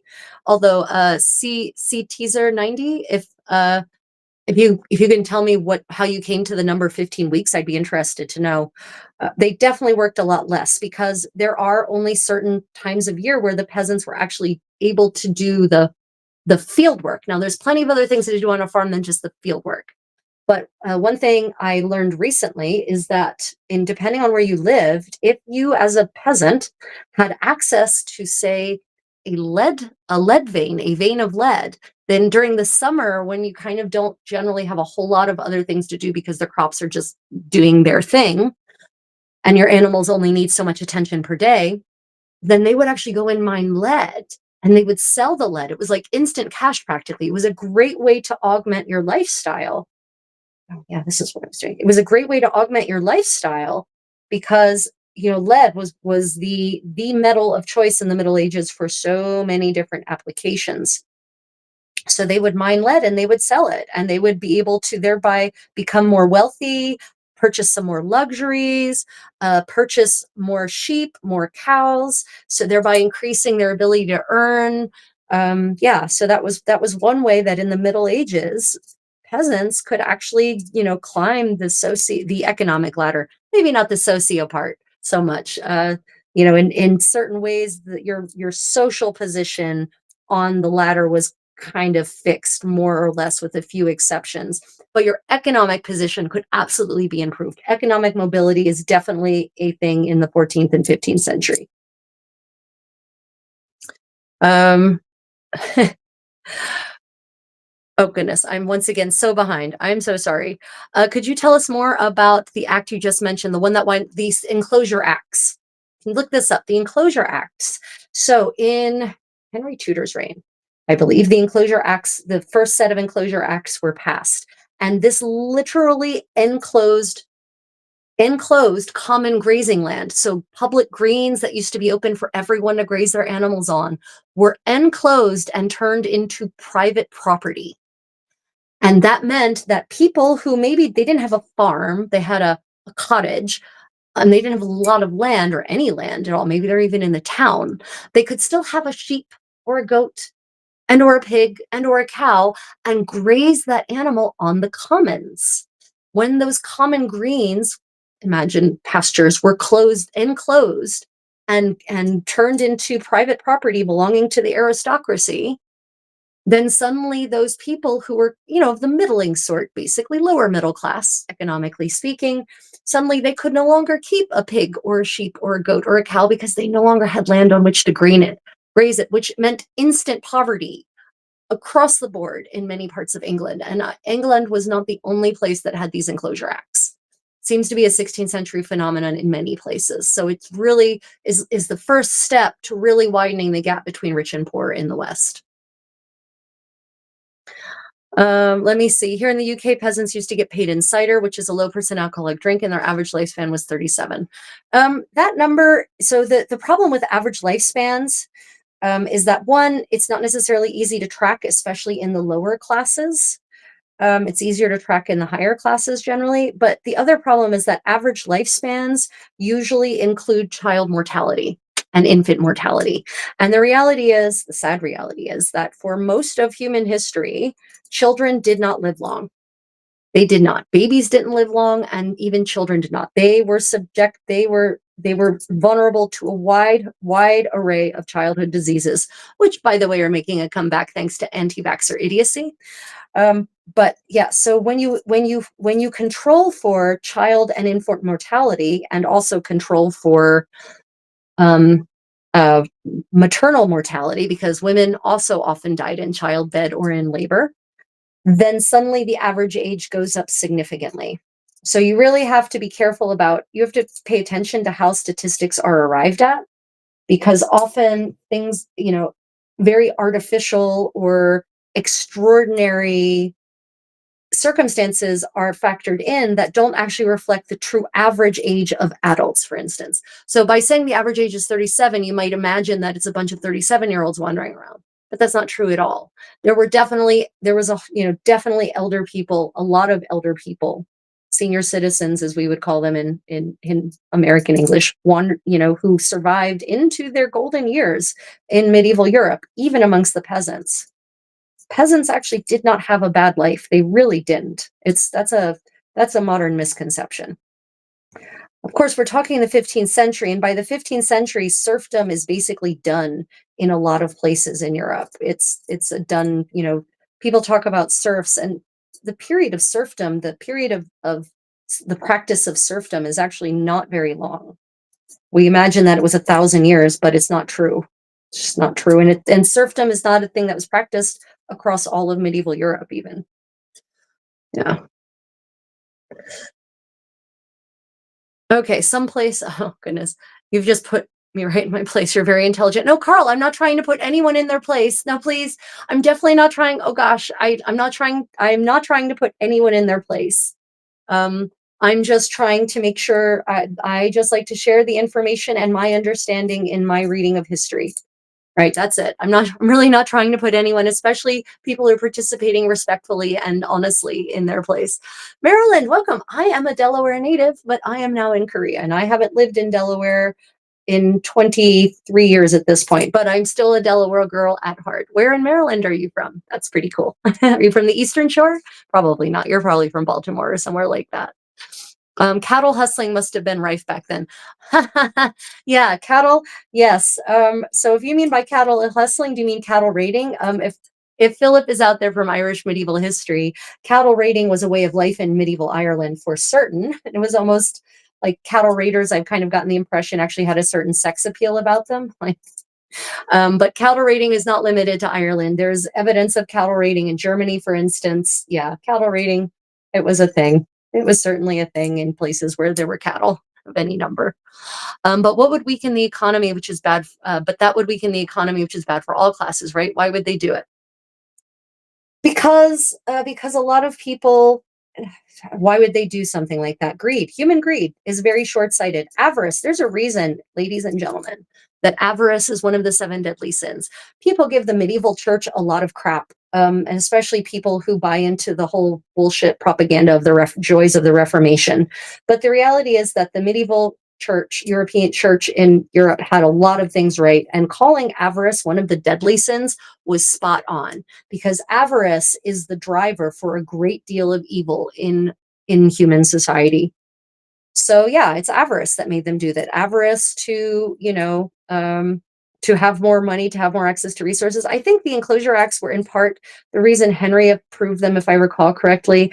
And anyone who's more up to date on Tudor history than I am, if I recall correctly, it was specifically in order to have more resources, in order to to have a state, to increase the power of the state, because Henry was trying to create a consolidated England. He was trying to create a state that could rival the nascent states of France, the nascent, like this is the era of state of the birth of nations as we understand them modernly. And so, as far as I understand, the Enclosure Acts were a way he hoped to get more resources for the crown to become one of these powerful nation states. That's my understanding. It's been a while since I've looked into the why. So if anyone is more familiar with the reasons behind the Enclosure Acts, let me know if I'm right or wrong about that. But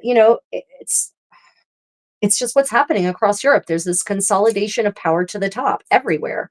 Spain is now a nation, singular, under los Reyes Católicos, right? France has finally become a nation because of the final last consolidations, the fall of Burgundy. Brittany marries into the royal crown with Anne of Brittany marrying the king. So now Brittany is no longer an independent duchy. Meanwhile, the other counties and duchies have also all been incorporated into the crown of France. Germany is, well, okay, Germany's still not really consolidating in any kind of way, but we'll leave that out of it. So, you've got these, Portugal is this powerful, economically people forget Portugal, man, in the end of the 15th century and the 16th century, Portugal is super powerful. So, you've got all of these states that are forming in Western Europe, and England is feeling the pressure. Henry the Seventh wants to make sure he and his progeny, his dynasty, can compete. And I think, if I recall correctly, the Enclosure Acts were a way to do that, but he obviously didn't see the long term downside of that for the majority of his people. Oh, goodness. Okay. Do you have any advice or supportive quotes for my future career as a drummer? Everyone plays an instrument better and dances better with just a little bit of alcohol lubricating their way. Not too much. There's a there's a trade-off, right? Like more alcohol, better, better, better, real bad. So you have to find your perfect sweet spot. But for a lot of people learning to play an instrument or learning to dance, there's a certain self consciousness that prevents them from achieving their maximum potential. And just a little bit of wine, a little bit of beer, a little bit of ale, a little bit of sake, soju, whatever your alcohol of choice is, just a little bit just drops the inhibitions and allows you to tap into your inner performer much more readily. That's my tip. Oh, gracias. Que aprendí castellano en Andalucía, por eso. Yeah, Portugal used to control, well, not all of India. And remember, India in the 15th and 16th, in pre-modern India is not a monolith. I'll say it again. Even in the 19th century, India consisted of a lot of different polities, and the British didn't control all of them or all of it. So, yes, the Portuguese controlled parts of India, but by no means all of it, because the Mughals controlled a great deal of India in the 15th and 16th centuries. And I think the Mughal Empire basically, I think it lasted basically until the 18th century, if I recall correctly. So, yeah, Portugal didn't control India, but they had trading ports in India that were very lucrative for them. It was the Portuguese first, then the Dutch basically beat them in a war and took over. Yeah. You don't happen to know about fashion in the Guanche Canary Islands? No, so no, yeah, we almost know. So I've been to the Canary Islands several times, and the evidence for what they were wearing is there's a couple of descriptions from the conquistadores who went there, and but they're not useful enough to really, the ones I've seen are not useful enough to base anything off of. Yeah. But for those who don't know, there were people living who settled the Canary Islands in like the first or second century AD, third century AD, and they had their own culture and their own, everything, their own kingdoms, their own political structures. And then when the Portuguese and the Spanish start expanding, they colonized those islands, and the Portuguese especially set up sugar plantations in places like Madeira. And that's one of the ways that Portugal becomes so wealthy and so powerful, is it's the white gold, right? It's the new access to sugar that basically led to obesity, diabetes, tooth rot in Europe, unfortunately. What would be your best advice for finding happiness in life? Hmm, wow, advice for finding happiness in life.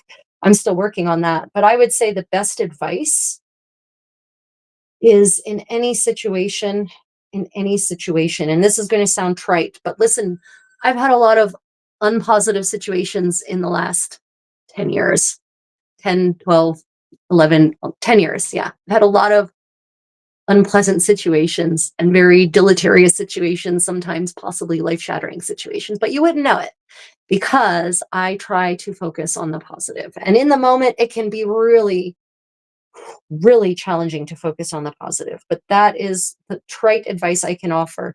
But also to find happiness in life, literally slow down, take a moment to look at the beauty that is literally around you in the moment. Look around you with your eyes. Pull your head off of the phone. I know it's ironic because I'm literally staring at my smartphone right now, and you all are probably staring at devices while staring at me. But literally, pull your head out of your device and look around any space. Always try to, once an hour at least, stop, take a moment, and look for the beauty that is literally around you in that moment. Find one thing that's beautiful. Either it smells beautiful, it looks beautiful, it sounds beautiful, and just take a concentrated moment to absorb that beauty. I guarantee you will start to feel happier, right? So slow down and look for the beauty. There's some advice you might not hear all the time, actually. Am I a history teacher? I guess people pay me to teach them about history, so maybe, but I'm not a history teacher in probably the way you mean it, as in, do I teach at a school? I do not. I would not want to deal with the bullshit curricula, the politics of a school system, whether private, public, or otherwise. I prefer teaching people this way. I prefer sharing knowledge, and I prefer to look at it as sharing knowledge. Yeah. Are you supposed to be dressed as Anne Boleyn? I don't know how to spell it. Nope, not at all. This is about 40 years before Anne Boleyn, 50 years before Anne Boleyn. This is a typical Franco-Burgundian lady, Flemish, French, Burgundian lady at home in her private room by herself. From like the style of kirtle and smock and hat from like the 1450s to the 1490s, basically, is when things start to really change. So yeah, pre-Anne Boleyn. I think the first one, yes, the Portuguese were absolutely the first ones to colonize parts of India. Well, it depends what you mean by colonize, because the Mughals were there, and they're definitely foreigners, and they definitely colonized, in the sense that they took over entirely. So it depends on how you define colonization, right?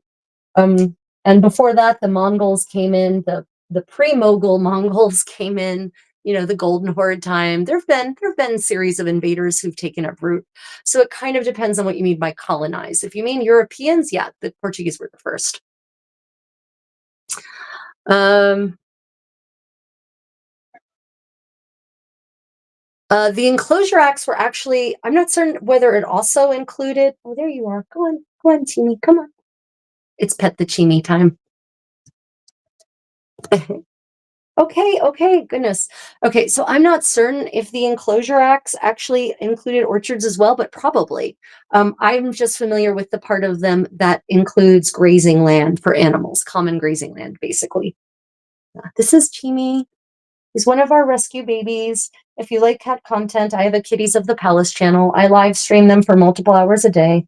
You can just watch them sleeping or grooming or fighting or whatever it is they're doing.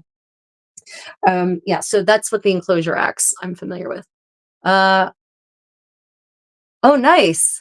In Mexico. Lovely. Always love the music and poetry. Yeah. And Al Andalus is one of those unfortunately underappreciated parts of medieval Europe.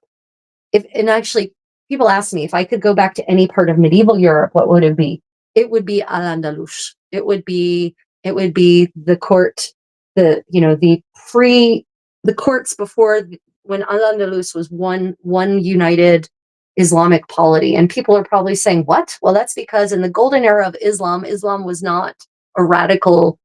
Yeah, it wasn't like it is now. And Al Andalus was this amazing melting pot of cultures: Christian, Jewish, Muslim, beautiful clothing, beautiful music, beautiful food, cities with sewage and public fountains and flowing water and clean and beautiful and gorgeous poetry and beautiful music. Yeah. I think if I had to pick a time and place in Europe to go back to in the past, it would be Al Andalus for certain.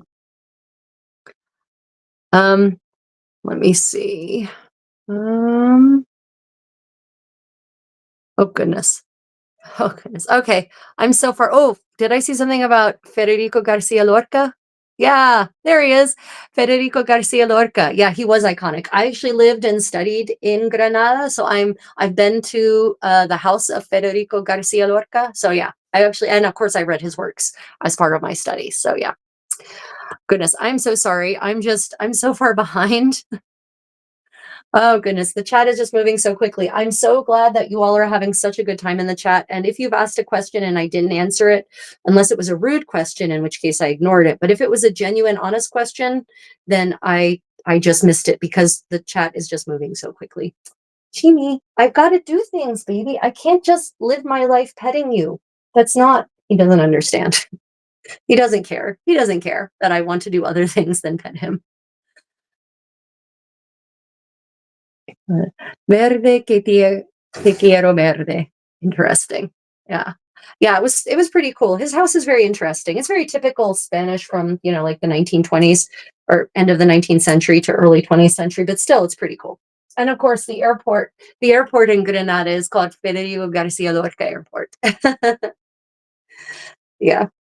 Yes, yeah, Granada. It's the one place. If you could only pick one place to go in Spain, I would say Granada. Yes, yes, I know it seems cliche, and yes, there are lots and lots of bloody tourists there, but there's a reason there are lots of bloody tourists there. The Alhambra is simply magical and not like anything else in the world, really.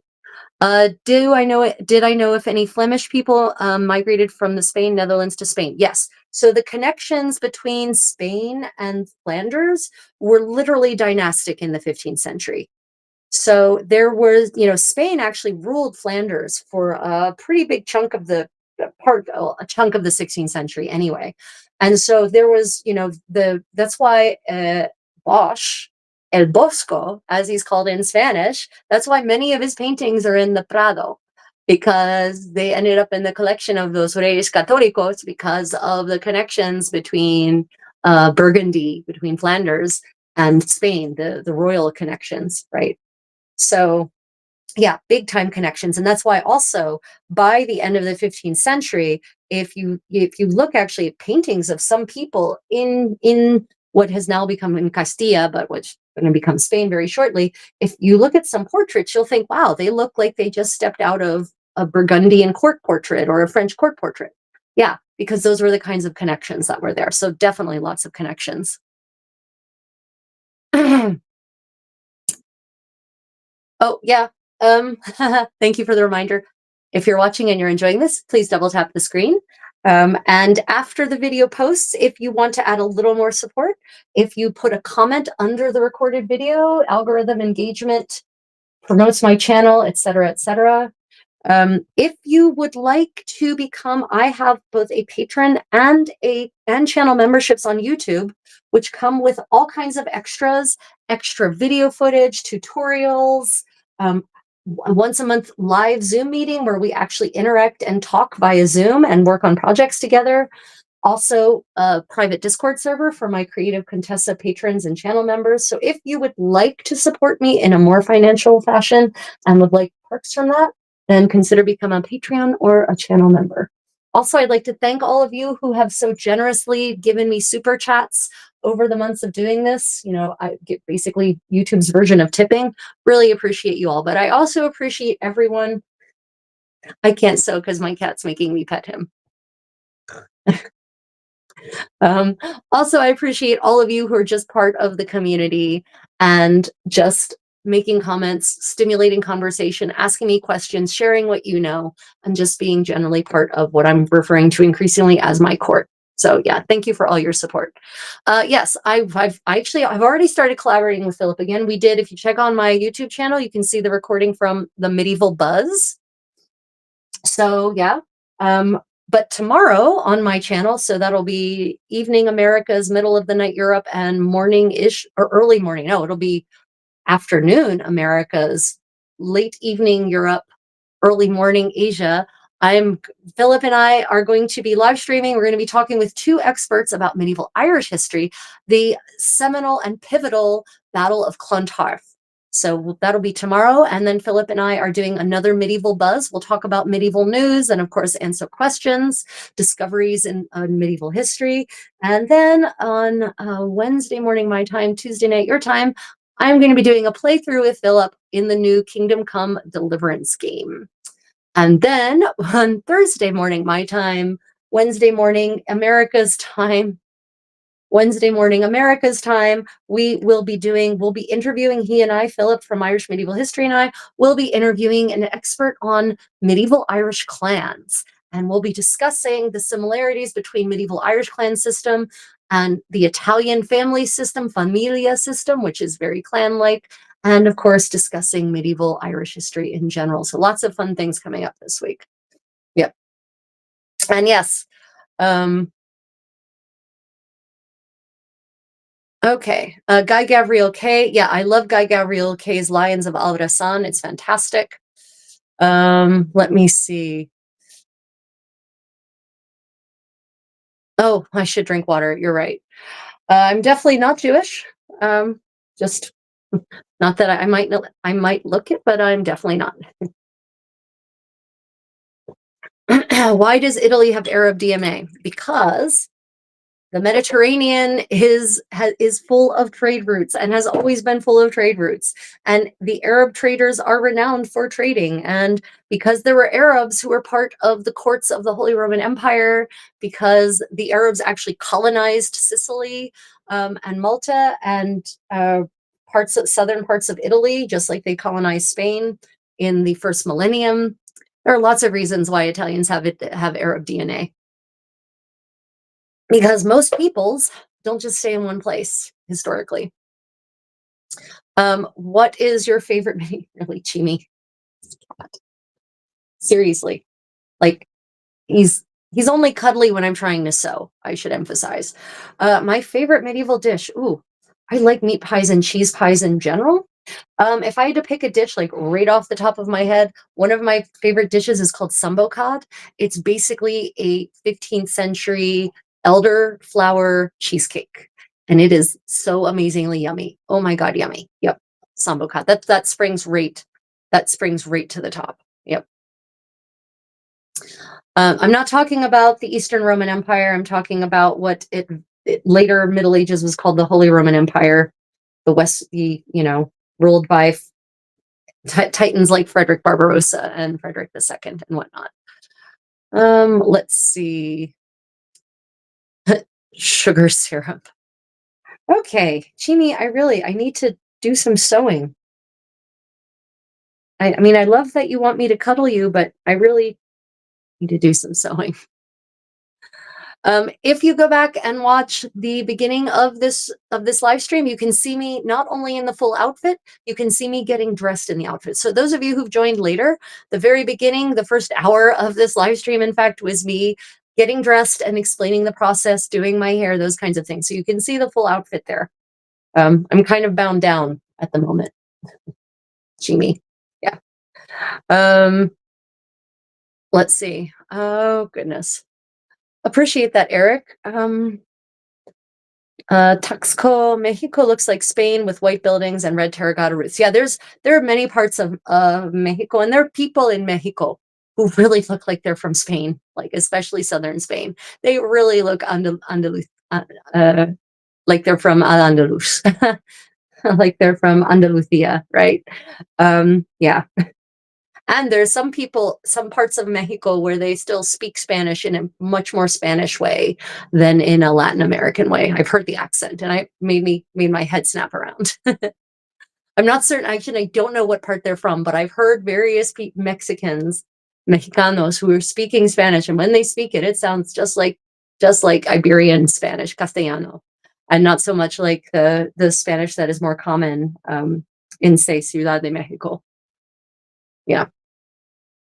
According to the Basque people of northern Spain, they do not know their origins. Where do you think they originated from? Oh, the Basque. Ooh, the Basque are a fun mystery. Linguistically, too. So the Basque, the País Vasco, as it's called in Spanish, or Pays Basque in French, Euskera, the Basque language, is an orphan language. It has, as far as we can tell, no relatives anywhere in the world. As a professional linguist, that's really fascinating to me. For those who don't know, before my professional living history days, I was a professional translator. And so the Euskera, the Basque language, is an orphan language. It has no relatives. That's fascinating. That's really strange too.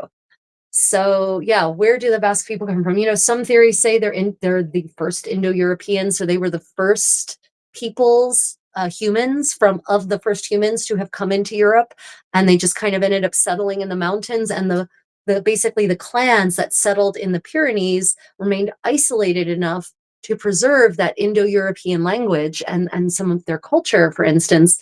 Whereas the first Indo-Europeans in the rest of Europe, with the next wave of human migrants, basically ended up interbreeding. So that's one of the theories I read, and that seems much more likely than the ridiculous theories I read. For instance, of course, whenever there's a mystery in history, what is the ridiculous answer? Aliens, right? No, I don't think it's aliens. for certain not. Let me see. Have you ever tried 14th century version? Oh, lozenges. Yes. Yeah. So, Duncan, I have made lozenges from scratch. Yeah. So, for those who don't know, lasagna, as we understand it today, with tomato and meat in the layers, especially tomatoes, of course, is not medieval. Tomatoes didn't make it into Italian cuisine until like the 18th century. So, medieval lozenges, which is where the word lasagna comes from, like same idea, was pasta that was rolled out like sheet pasta, like you would expect lasagna pasta to be, but it was layered with cheese and sweet spices. Épices doux, épices douces, excuse me, épices douces. So we're talking about cinnamon, nutmeg, cloves, grains of paradise, ginger, so spices like that.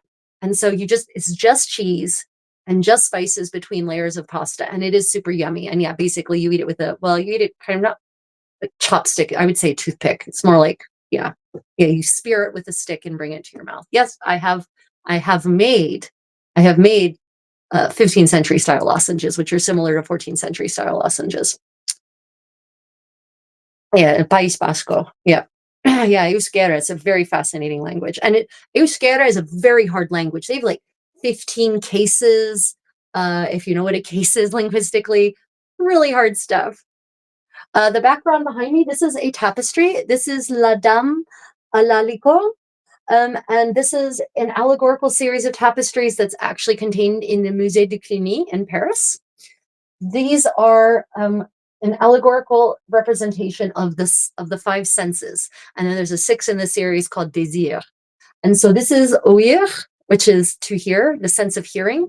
And you can tell that the allegory is kind of obvious because the lady, La Dame, is playing a portative organ, right? And her damsel, or demoiselle, is actually working the bellows to provide air for the portative organ. So this is an actual tapestry. It's actually wool and linen. It's not like one of these cheap ones you get in the modern world. But I've got a whole video on YouTube about if you would like to make tips on where to find these replica reproduction tapestries that are made of good materials. I've got a whole video on YouTube about it, and explains everything you need to know. Yeah, Ethiopia actually had some of the world's oldest churches. Christianity reached there really early. Yeah, I mean, so the Ethiopians were also Jewish before they were Christian, which a lot of people don't know. So yeah, the Ethiopia is one of the first maybe Christian kingdoms. Trying to check that statement in the East. There might have been some Christian kingdoms in the East, like the East in southern and Central Asia before Ethiopia, but Ethiopia is one of the first Christian kingdoms. Absolutely. Yep. Definitely. Yeah. In Los Pirineos. Yep, exactly. What you broken down like Spanish here across the water really sounds like you understand better than here. Um, did the Etruscans speak Latin? No. They spoke an Italic language, meaning one of the languages that was spoken on the Italian peninsula, but it was not Latin. Um, yes, I said that. The Basque people live in the Spanish-French border. That's the Pyrenees. That is where the Pyrenees are. The Pyrenees stretch across between Spain and France. I'm not talking nonsense very confidently. The País Vasco is in the southwestern part of France, the southwestern corner of France, and sort of it's actually kind of, well, in terms of the coast, it's the northeastern corner of Spain as it curves up and up into the Basque Country. I'm not talking nonsense, Liam. Oh, you. Oh, right. It's you again. Got it. Okay. Where are you? Hide. Yeah, there you go. Okay. And gone. Have you ever tried De La Rosa marzipan? I have not. But I stopped eating refined sugar a long time ago. So I don't really eat things like that anymore because it's too sweet for me and it kind of makes me feel like garbage. Let me see. TARDIS traveling Etruscans are Basque is an absurd theory too. Yeah. I just realized something. Medieval lasagna was basically pumpkin spice pasta. Yeah, takeda. Yeah. Minus allspice. Allspice is from the Caribbean. So that's a New World spice, not an Old World spice. So minus the allspice, but yeah, basically medieval lasagna is pumpkin spice lasagna, which makes it perfect for this season, right? We're coming into pumpkin spice season. Oh, thank you, Anna. Really appreciate you. Goodness. Liam is an asshole. Yeah, Liam's an asshole. I've blocked him.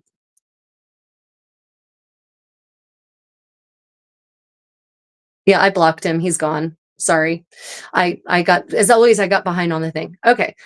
Yeah. So when I said this is a tapestry, although he's not entirely wrong despite being a complete twat. Um yeah, Liam, you can die and go to hell. Like literally. I don't hate many people, but you're a piece of shit. Okay. So this is tapestry woven. So it is linen and cotton, linen and wool, and it is woven in a tapestry weave. Tapestry is a kind of weave, just so we're clear on that.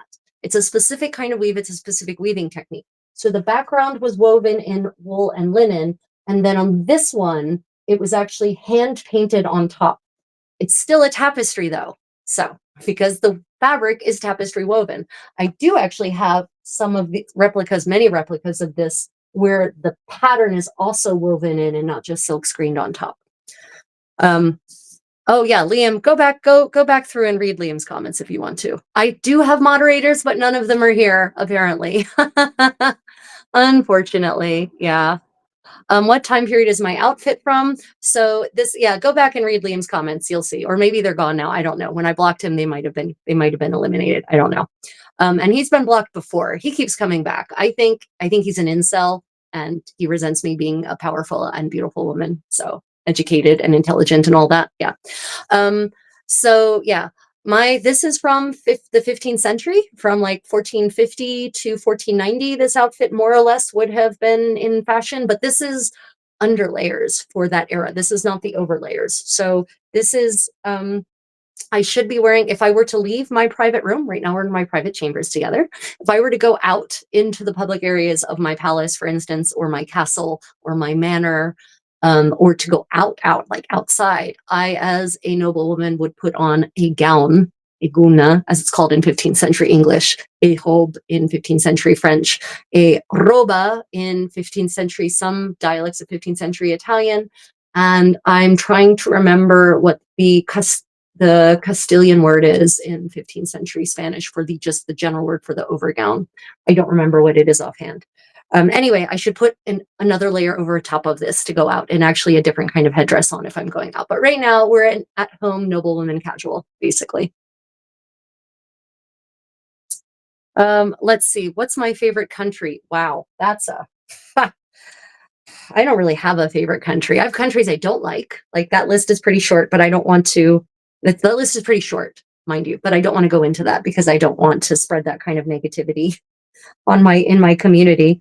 But yeah, I certainly have plenty of countries, not plenty. I have a couple of countries I don't like and lots of countries I love. So yeah. No, Chini, no, no, that's my thread. Welcome to my life as a cat servitor.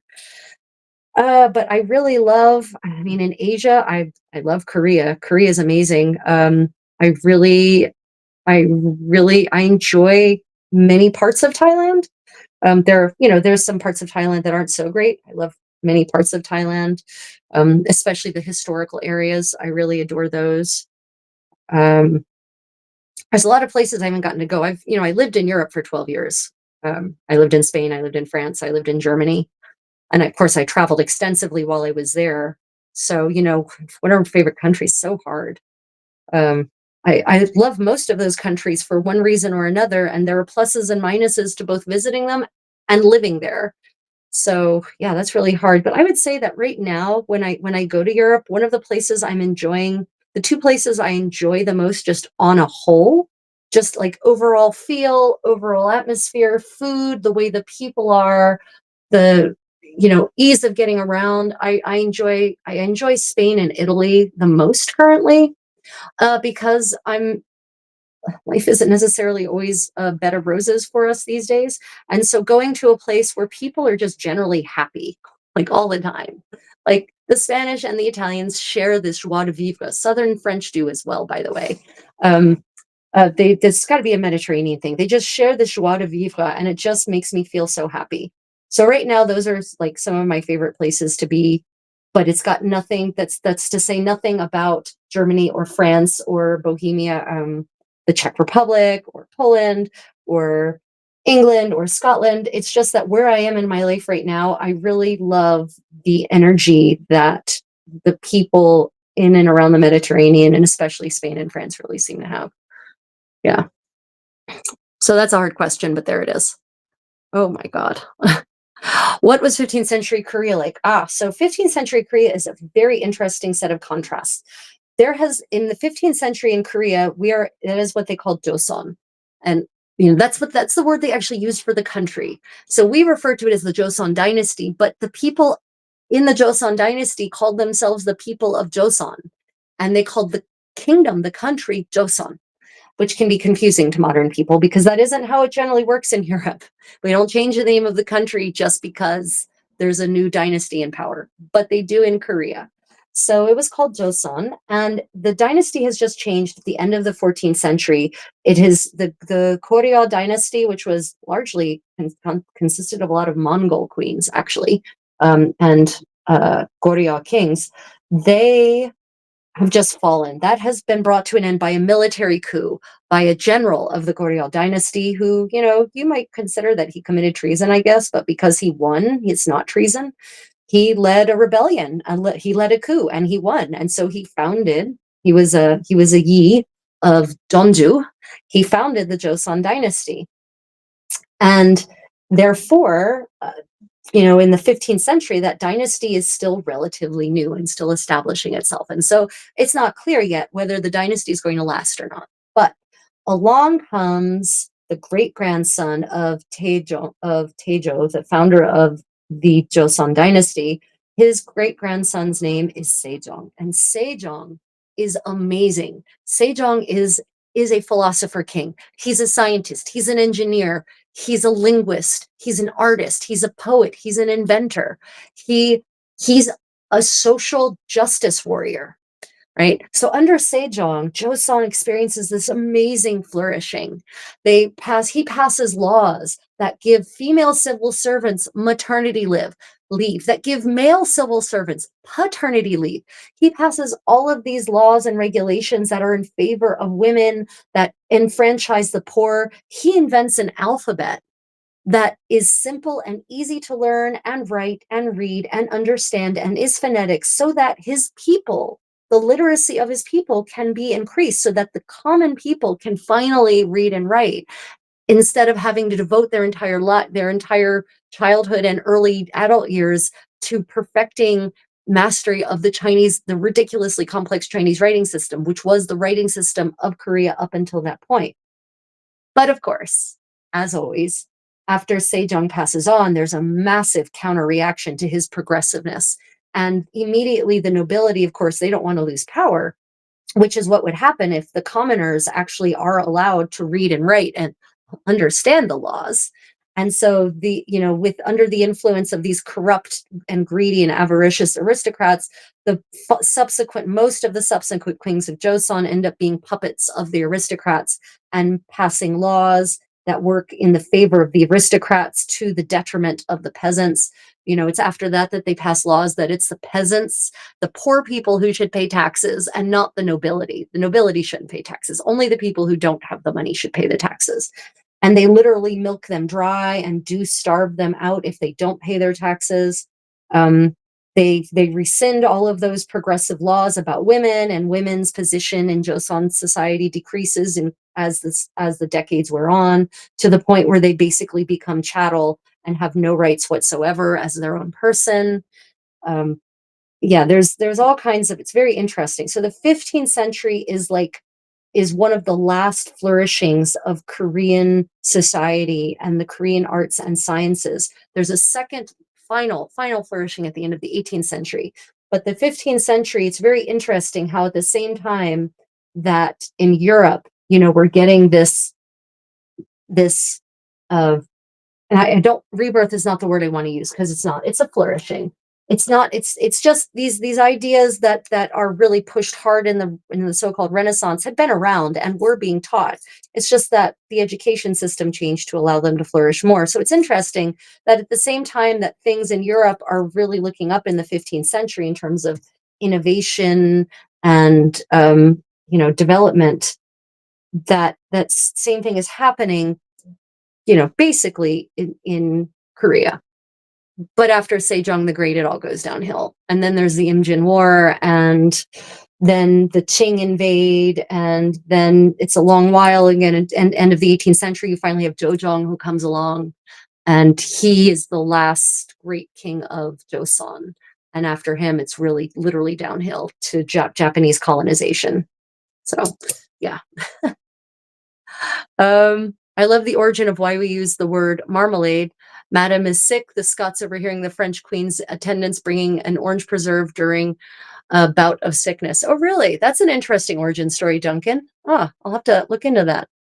Is it true that they didn't wash? Heard that was a myth. Anne, are you talking about in Korea or in Europe? What part of the world are you talking about? I'll answer both. If you're talking about Korea, no, they definitely wash, but you don't need a bathtub to wash and you don't need a shower to wash. All you need is a basin and a cloth or a sponge. That's it. You don't need anything else. So in Joseon, I don't think they even had bathtubs. I've not seen any evidence of bathtubs as such in Joseon. But yeah, they bathed. They actually went. God knows, they actually went into the rivers and the streams and bathed in cold, cold water. But you also just need a basin and a sponge. So Joseon society, very clean. Medieval people, also very clean. There were bathhouses everywhere in pre-Reformation Europe. There were, manuals that describe just how obsessed medieval people were with hand washing and with appropriate manners and etiquette. There are all kinds of concoctions for cleaning your body and your hair that we find in medieval manuals on cosmetics and other treatises that have sort of random compilations of useful to know things. So no, medieval people were not dirty in Western Europe, especially, and in Eastern Europe, even in Europe. Medieval people were known for being clean. The Viking, in Scandinavia, they've had saunas for centuries upon centuries. And I think the Norse may have been the first to use proper soap as we understand it to bathe. In the Mediterranean, before the introduction of lye-based soap, they used olive oil. They would rub their skin in olive oil, and then used a strigil to actually scrape their skin clean, and the oil would pull away the dirt and the detritus. So no, the idea of Europe being dirty in the Middle Ages is actually people thinking about Europe during the Industrial Revolution, when it was insanely dirty and when the levels of poverty were skyrocketing, and it was very hard for people to keep clean because of a variety, and cleanliness became not important in many homes because of poverty. But that's not the Middle Ages, that's much later. I can sing creep. I will not sing creep for you. Does anyone? Oh, um, Tiffy, did you do a content search for Tapestry? There shouldn't be many under full length videos. Choose full length video, not live video, not short. Go to content, choose specifically format of video, not live, not short, and do search for Tapestry, and that should bring it up. It was not recent. This was 4 years ago. Definitely 4 years ago or more. Let me see. No, I've only been to Kochi, and despite there were some downsides, I will openly admit there was a lot of trash all over the place, which was sad for me, because otherwise the architecture was beautiful, the sun glistening off of the water. I wanted to get back more into Kerala, to the waterways and everything. So India has some real beauty, and I definitely do want to get back to India and explore parts of India that are well outside of the urban centers, honestly. Um, so actually, no, Ursula, I'll have to correct you that.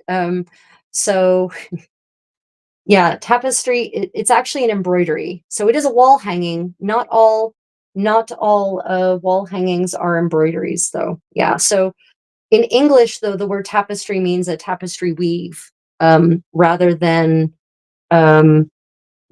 just any kind of wall hanging. So that's why there were actual different words in 15th century English for tapestry versus just a general wall hanging. So by the 15th century, the word tapestry has a very, and it's not even called tapestry. It's like what's the 15th century English word?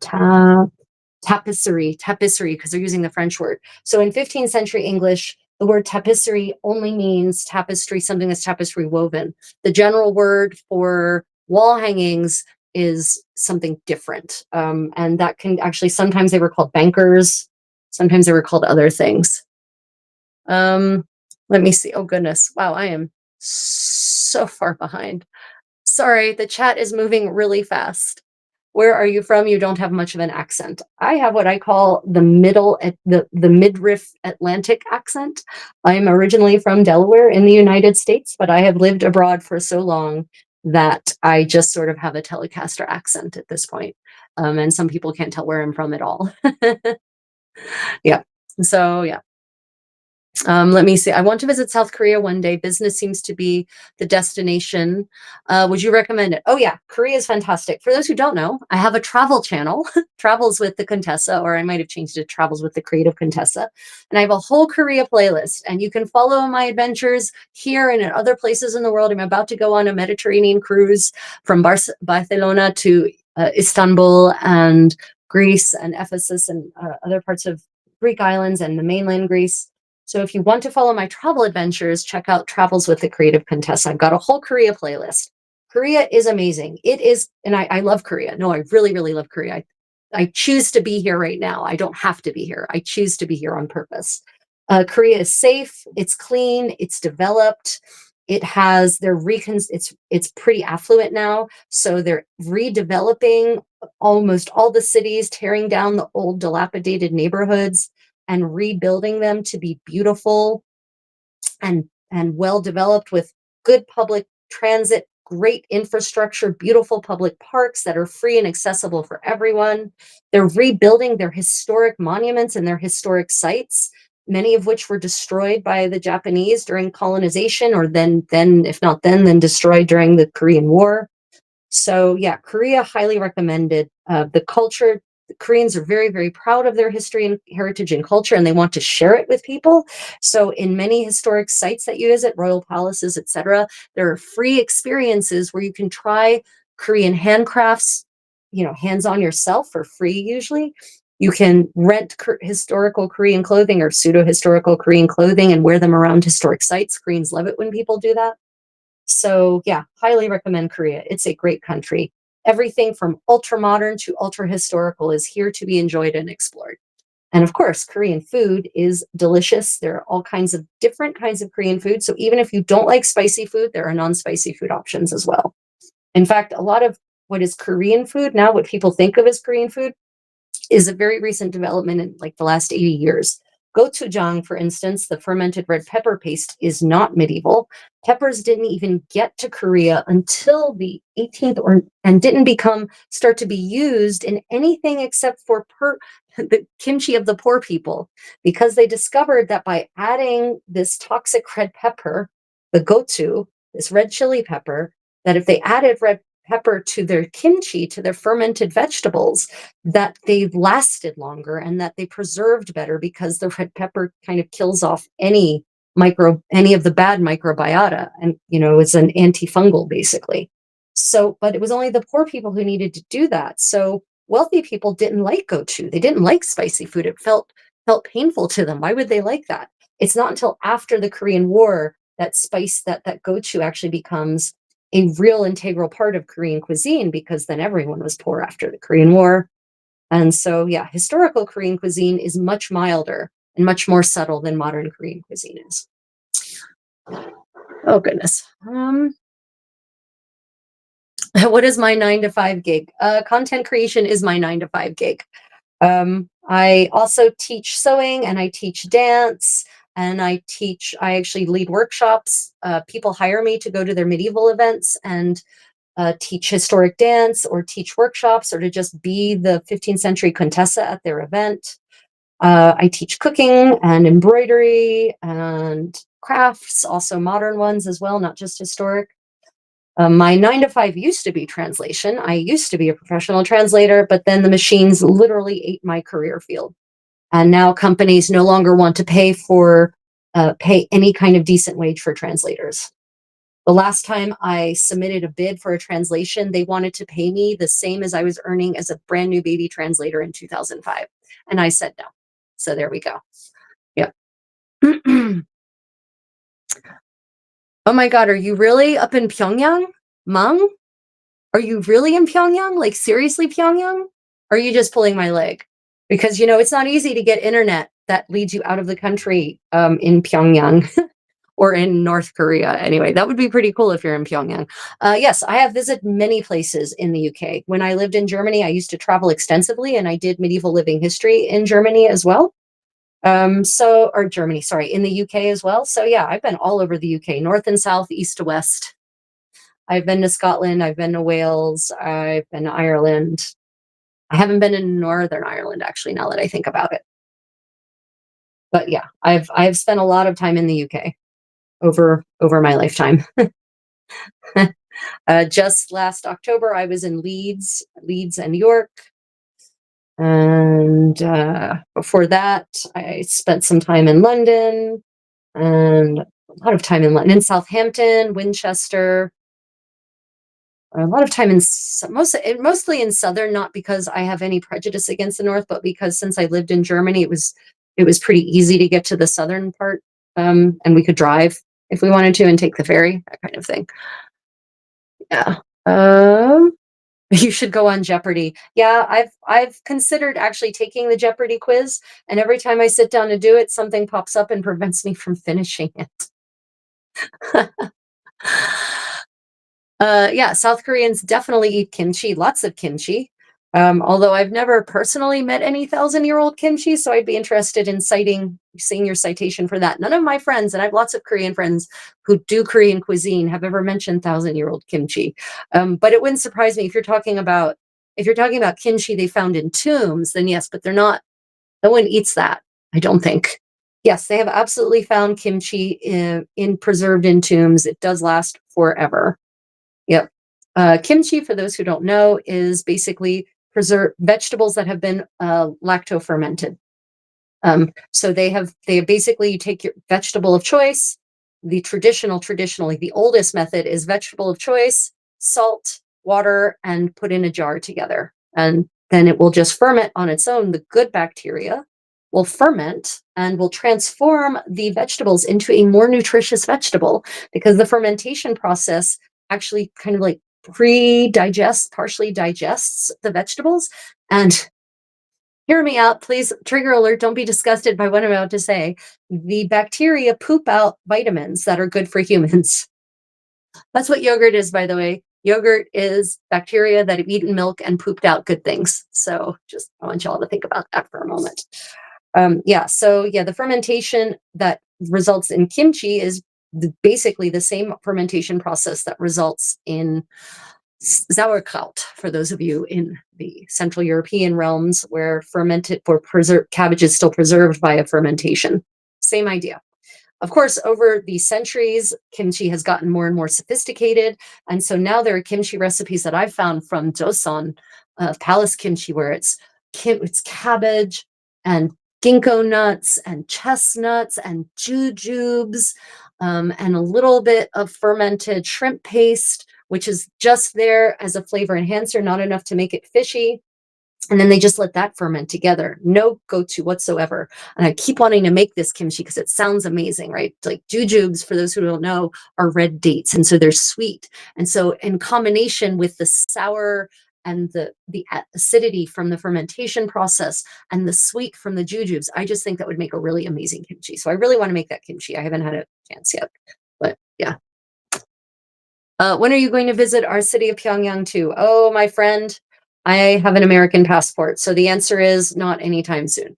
Let me just say that Americans don't have a good track record of getting out of North Korea. I tried kimchi once. It was very spicy and loved it, although I tried it in the UK from Korean friends. Yeah, so there are different kinds of kimchi. And so mul kimchi, which translates to water kimchi, is the non-spicy kind. It's not made with red pepper. So if you can't eat red pepper or you don't want spicy kimchi, it's not all spicy. Just get mul kimchi, water kimchi, and then that will be more in line. That will be more like sauerkraut, but it's still made often with the fermented shrimp paste. So there's still a slight hint of seafood about it, but not overwhelming. And I mean, it's like super slight. It's more of a flavor enhancer. Actually, if we're going to use the Korean term, then I believe North Korea refers to itself to in contrast to South Korea as Bukjoseon, and South Korea is Namjoseon because North Korea has basically made themselves the heirs of the Joseon dynasty, as far as I understand it. Um, oh, let's see. I'm not even going to. Oh no, I'm not going to say that aloud. But welcome from Korea. Oh, let's see. Oh, I'm not going to answer that. Oh, goodness. Yeah, kimchi is super easy to make. It really is. It's not hard. Good day, Marcus, and welcome to the court. Let me see. Oh, pluck, pluck, hide. Yep. Okay. Yeah, lactobacillus fermentation is really the best. It really is. Oh goodness, am I going to visit Tuscany too? I have spent a lot of time in Tuscany. In fact, I learned Italian in Florence. I spent a lot of time in Florence. I don't think I'll be making it to Tuscany on this trip, but I do plan to get back to Italy probably in the next year. I want to do a big tour of the extant medieval garments in Italy. So yeah, that is definitely in part of my plan. And I also sometimes do get hired, actually. So if you're in Italy and you'd like me to come and teach medieval dance or medieval sewing or medieval crafting, I can be hired. I will travel to you. I can be hired to come and teach dance or be the contessa or bring my magic to your event. And some groups in Italy have in fact done so. They've hired me to go and teach them 15th century Italian dance, in which I'm an expert, actually.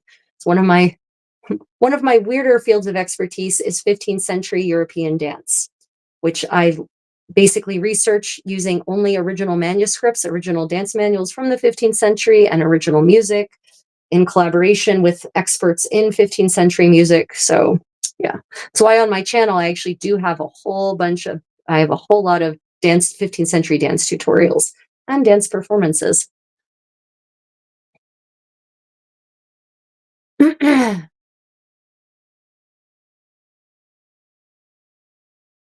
Let me see. Why do you travel to all of these countries? I love to travel. I love to see how people live in other parts of the world. I like to experience other cultures. I like to experience other geographies, other climates. I like to see other fashions, other traditions. I like to hear other languages. I grew up reading National Geographic, and I guess that impacted my preferences. So yeah, that's why I travel. I like to travel. And in some cases, like I said, people actually hire me to travel to other countries and teach medieval hands-on material culture, like dance, like sewing, like crafting. But I just love traveling. I love the diversity. I love the variety. I like meeting other people, talking with other people, thinking, hearing how they think differently about things. Yeah, diversity for me is the spice of life. Is it true that the Slavic nations were the first to use forks? The origin of the fork. Yeah, I don't. There's a lot of origin stories about the fork, and it depends on what you mean by use fork. If you mean use the fork for eating, I th- it, the apocryphal information I have is that it was in the court of Constantinople that forks were first used for eating. But it also depends on what you mean by eating. That doesn't mean that they were used to eat everything, because medieval cuisine isn't designed for forks. It just isn't. Forks were originally used for cooking and for serving food. And then eventually, God, I think in Europe, they didn't become commonplace as eating implements until the 17th century. So before that, you used spoons and knives and your fingers. So yeah. I didn't hear that it was the Slavic people. I heard that it was actually in the Eastern Roman Empire. But there's, a lot of debate about exactly how they were using forks to eat and in what manner for what food and how frequently. Yeah, the origin of the fork as an eating implement is the origins are actually a little hard to trace. I have not yet been to South America. It's on my list. Absolutely. I am dying to go to various parts of South America. It just my our lives have been very interesting in the last 10 years and very unpredictable. And so we just haven't gotten to Latin America yet. It's on my list though. Central America too, the safer parts of Central America. Yeah, no, it's absolutely on my list. Yeah, Argentina, Uruguay, Paraguay, you know, Chile, even Colombia has such a great history, both, pre-Columbian history as well, Peru, fascinating arts and handcrafts and food. I love Peruvian food. Oh my God, I love Peruvian food so much. So yeah, they're on my list for certain. What did you enjoy about the town of York? Well, we've actually, of course, I obviously, this is going to shock you when I say I really enjoyed the old town, right? I loved the atmosphere. I loved the architecture. Once nighttime settled, you in many parts of York, you really feel like you're stepping back in time. So there's a certain magic that descends over York at nighttime. So yeah, I really love the architecture and the winding alleyways. Obviously, York isn't entirely medieval. There are plenty of parts of York that have been rebuilt, but there's a lot of fantastic medieval architecture in York. So overall, I really just loved the way at nighttime this almost time travel, this entrancing spell seemed to descend over the city. Yeah. Yeah, York was great. We enjoyed York.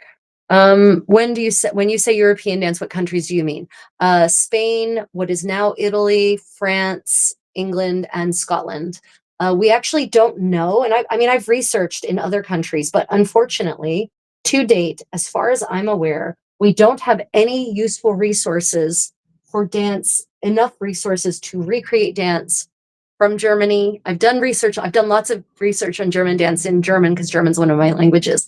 And we just don't have any manuals or descriptions of dance that are sufficient to come up to. We don't have any manuals of dance from 15th century Germany or before, and not even in the 16th century in Germany. And we don't have any descriptions that are useful enough to actually recreate a dance in any kind of real way in Germany. Same thing in Eastern Europe. And it's not that there are, it's not that there, that it's how to say this. There probably are sources out there, but they haven't been uncovered, or they burnt down in library fires, or they're in private collections. So yeah, I've followed the evidence where their evidence is, right? And so in Italy, in 15th century, what is now Italy, we've got full on dance manuals. And even though they leave a lot of openings for interpretation, they're still clear enough that we can come up with some kind of, basic idea about how those dances worked. In Spain, in the 15th century, we have a couple of resources, and it's very clear from the Spanish sources that there's major cultural and connections between Italy and Spain and France in terms of how dance works. France, we have a couple of different dance manuals in the second half of the 15th century, and one source from the 1440s, and what is now France, because at the time it wasn't all France. Part of it was Burgundy, in fact. Burgundy, same thing. England, there's exactly one source from the 15th century that details dance in any kind of useful way, but it's kind of a little weird. And so any dance reconstructions from that are really conjectural, but still fun. And then in Scotland, what we have is we have a couple of sources that don't talk about the dances themselves, like how they go, but it lists dances that people were doing. And so we know in Scotland, people are dancing dances that were popular in Italy, Spain, and France and England. So the Scottish dancing in Scotland in the 15th century seems to be really fascinatingly international. So yeah, that's what I mean by European dance. Oh, merci bien, Eric. How much do I charge to teach dance classes? Oh, wow. So that kind of depends on the event. I'm not trying to be greedy, right? Like I'm just trying to make a living. So I don't want to overprice myself. So, um, Like I'll give you an example. So for an event that had 50 people, I charge $600, which includes cost of travel. It also depends on where I'm going.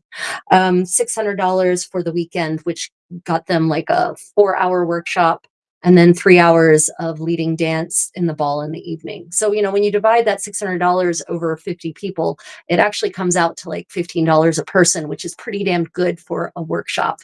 You know, if I were to if I were to straight up organize a workshop myself, a 2 hour workshop would be $35 to $45 per person. But it depends on the event, right? If it's a bigger event, I'm going to charge more.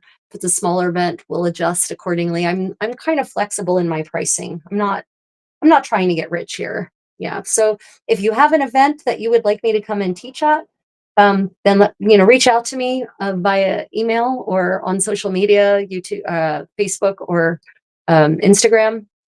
Yeah, my email address and my website should be in the description of this video, actually, if you're on YouTube. And we can absolutely chat. I try to be fair in my pricing. I try to not overprice myself. I try to not underprice myself. So there's a lot of factors that come into the size. I charge $60 an hour for private lessons. And if you want, if we're talking about like via Zoom, then that's a whole another different set of pricing, as well. Good question. Let me see. El Dimpo, I'm definitely not clueless. Let me see.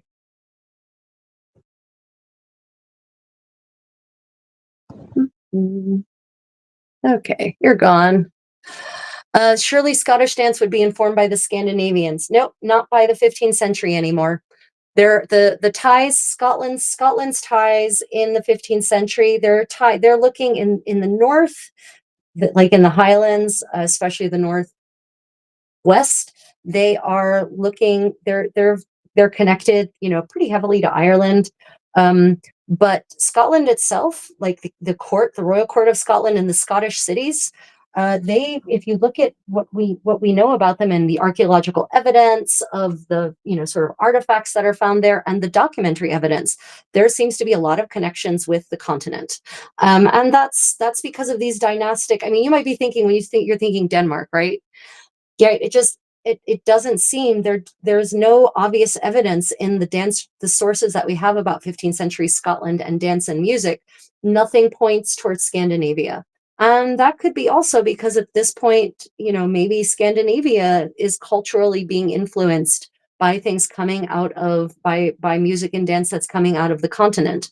We don't know because sources on 15th century Swedish dance and music are, yeah, music almost non-existent to non-existent, dance non-existent. At least that has been published to date. Let me see. Oh, hola, Puerto Rico. Qué bueno. Let me see. How are you able to speak us through the glass? I'm a sorceress. Oh, Ryan, good. You can start moderating this damn chat. I thought I had set the setting on this so that miscreants would have to be challenged to comment, but apparently I didn't. Do I like swords and stuff? I mean, I appreciate harness fighting, 15th century deeds of arms and whatnot, from the perspective of a lady who appreciates such things. But I'm not particularly interested in swords myself. I'm interested in armor almost from a perspective of historical fashion, because armor is a kind of metal clothing, and so I'm kind of fascinated by it a little bit in that way. But mostly I'm interested in the spectacle of 15th century dance and watching the sport of 15th century harness fighting or sword fighting rather than in the weapons themselves. Let me see. Where am I from? I am originally from the United States, from the East Coast, but as is a complicated answer, I left when I was 22 and I studied abroad in Spain and France and then in Germany. And then I settled in Germany for 12 years. And then I went to Korea, and I've spent a lot of time in Korea over the last 11 years, I would say. So where am I from is a complicated question. Yeah, complicated question. Yeah, feel free to go through the chat and just ban anyone. Liam, the asshole Liam was back again, handsome. Yeah, he was back. He was back. I banned his next account. We'll see. We'll see how many more of his accounts we get to banish. We get to banish from the court. Do I enjoy American history? Uh I'm in Southie, the birthplace of American history. Southie? I'm not certain where Southie is. I mean, I certainly enjoy American history is a strange word. I am well versed in American history because it's important for us to understand the mistakes we've made so that we don't keep making them going forward. Enjoy is the wrong word. I do not enjoy American history. American history generally depresses me. It's yeah. But I'm very well versed in American history, shall we say. There's a difference. There's a reason I don't do Revolutionary War living history or Civil War living history or reenactment. Yeah. I don't enjoy American history. But I'm familiar with it because I believe we should know our own history so we can stop making the same damn mistakes over and over and over. But here we are reliving the Gilded Age. Isn't that great? Anyway, moving on. I'd rather not talk about American history, honestly. So, one of the nice things about ancient history or medieval history is that it is less immediate and therefore has less of an emotional impact on us in the modern world. Right? Understand that as an American, my background is European. So Europe's history is absolutely my history. My family, one side of my family, didn't come to America until the second last quarter of the 19th century, right? So European history is absolutely my history. But medieval history is happily distant enough that we can consider things that happen in medieval history and learn from those lessons without, at least in my case, without being emotionally impacted by them. Whereas, whereas more recent American history, for instance, triggers all kinds of emotional responses. So, from that perspective, that's why I enjoy medieval history and don't enjoy American history. Um, oh yeah, what's your historical stance on the Judenhut? Yeah, I know what you're talking about. When you say my historical stance, are you asking if I believe that they actually wore the Judenhut? Or that it's or and is are you talking about is it the debate about it just being an artistic representation or not? Yeah, so definitely there throughout various parts of Europe, Jewish communities have at times in medieval Europe were at times required to wear certain kinds of certain symbols to visually denote them as Jewish. The Judenhut, it's not something that's omnipresent in Europe, and it's not even omnipresent throughout all of medieval Europe in any one place. So, I definitely don't think I know for a fact that Jews didn't always wear them in all places in medieval Europe. It can be very specific to a place and time in medieval Europe. Did the Portuguese, Spanish, and the Dutch trade with the Japanese in the 15th century? No. Okay. Were there any influences such as architecture, art, dance incorporated within their cultures? I am not familiar. So the Japanese sent an embassy, I think, to the papal court in the 16th century, I think. I think Ado sent not, he wouldn't have been Ado at the end of the 16th century. I think Japan sent an embassy to the Pope at the end of the 16th century, but I could be wrong about that. That's been a while since I read that. I am not familiar. In the 15th century, the Dutch had not made it to Japan. They do get to Japan in the 16th century, and they bring guns. And the samurai decide this is a bad thing because suddenly these peasants can shoot us instead of having to have technique with a sword. So then they end up banning the guns again at the end in the early 17th century, basically. But yeah, there is no. I am not familiar with any direct trade contact between Japan and the Portuguese or the Spanish. Definitely not the Spanish. The Spanish are not anywhere in any kind of quantity. They're not anywhere in Asia in the 15th century. The Spanish look west. They look west. But they don't even start looking west until they literally get their shit together and become a kingdom in the end of the 15th century, right? So the unification of Spain finally happens. It terminates with the fall of Granada, with the end of the Kingdom of Granada in 1492. Yeah, it's a significant date. And then they, instead of looking east, they look west. And that's, mostly because of one specific individual who shall go nameless. They look west instead of east. It's the Portuguese who, under Henry the Navigator, circumnavigate Africa and get into the Indian Ocean. They're the ones who are looking east. So they set up shop there. Now, there were no doubt some Spanish sailors amongst the Portuguese traders. I'm not saying there weren't, but they weren't there as the Kingdom of Spain. They were there as employees of the trading company or the trading ports. But I haven't seen personally any evidence of the Portuguese trading directly with the Japanese, at least not in Japan, not in the 15th century. Now, were there Japanese, merchants who were ending up at the same ports as the Portuguese? Maybe. I haven't, yeah, but definitely the Portuguese were not yet in Japan in the 15th century. Some influences: dance. Japanese dance does not seem to have made any impact on European dance in this era, as far as I can tell. Japanese products. I've seen plenty of 15th century Chinese products in 15th century European collections, and referenced actually in inventories. I haven't personally seen anything that was specifically mentioned as being Japanese, but that could just be the problem with that. Could be misidentification. There could be a lot of reasons why we don't have more solid evidence of that. But also, I haven't seen it in the archaeological record. We have products that made it into 15th century Europe that are clearly Ming Dynasty and earlier dynasties as well. Oh, speaking of which, thank you, Richard, for this segue. This will be discussed in our Medieval Buzz live stream on Monday Night Americas, Tuesday morning Asia. But I just read an interesting article about the lion the famous winged lion, bronze winged lion in St. Mark's Square in Venice. So for many years, the origins of that lion have been very debated. Was it made in the 12th century in Italy? Some people have said it was ancient Greek. Some people have said it's Persian, ancient Persian. Well, the latest research has indicated that it is most likely that lion was actually crafted in Tang Dynasty China and then brought across the Silk Road and imported to Venice in the 7th century.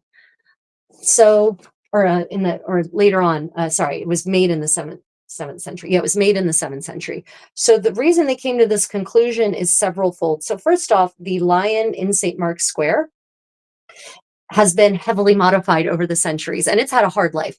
Literally, it got taken apart by Napoleon. He took it apart to take it back to France, and then it got returned to Venice in pieces in 1815 after Napoleon's fall. So it's had a hard life, but it's also been severely modified. Its ears you can see scars. It's got all these scars all over it. Its ears have been sawed down. It had a wig added on top of it to give it the kind of mane that it has. So they actually think that it was originally a Tang Dynasty tomb guardian that is one of these mythical hybrid creatures. What was it? So a new word for me in Chinese and Mandarin. Zumushu, Zhenmushu, Zhenshumu, maybe Zhenshumu. Don't hold me to that. Mandarin is not one of my languages. But it's one of these mythical creatures, and then it got imported and then modified to look like a lion over the centuries. And now that they've actually started, they took off some of the additions just to look and see what was underneath. And there are clearly scars where something has been cut off of its head, and they suspect those were the horns that this mythical tomb guardian creature would have had. And the clincher is, of course, scientific evidence is the best evidence. They actually tested the lead, and the lead isotopes actually tie back to a specific river basin in China. Those lead isotopes only apparently, from what I understand, come from the specific basin in China. So no matter what, the lead that is contained in this bronze comes from China and dates to the Tang Dynasty. And so That's why they now think that this lion, the St. Mark's lion, was originally a Tang Dynasty tomb guardian. So, I mean, that's just that mind blown, right? Like this 7th century tomb guardian from the Tang Dynasty ends up in Venice. I always harp on the interconnectivity thanks to the Silk Road, and there it is, right? There it is. And that goes two ways. That Silk Road went both ways, because for those of you who don't know, but you can see if you go watch my live stream recording on my tour of Gyeongju National Museum, we know that there are tomb goods found in the tombs of the Sheila kings and queens that are from Europe. There's ancient Roman, well, late antiquity Roman glassware, and maybe Eastern Roman Empire from Constantinople glasses, drinking glasses that have been imported into 6th century, 5th and 6th century Sheila, Korea, and end up in tombs and have now been found in these tombs perfectly preserved. So that Silk Road was an amazing exchange of culture and art. Goodness. Okay. I'm sorry guys. I've probably probably missed a lot of comments. I'm sorry everyone. Yeah. The Tang Dynasty, is before the Han Dynasty. When so Chinese history gets a little complicated in the early years. So I think, hmm, I don't remember where the Han. I think the Han predates the Tang Dynasty. Uh, yeah, I'm kind of familiar. I'm familiar with Tang Dynasty China because it coincides with the Sheila Dynasty in Korea, about which I know a lot because I basically live in the Sheila Dynasty right now, where I'm geographically speaking. And so we spend a lot of time. Why did I end up sewing in the backwards direction? That's interesting. Okay. I was talking and I didn't realize that I'm sewing as though I'm left-handed.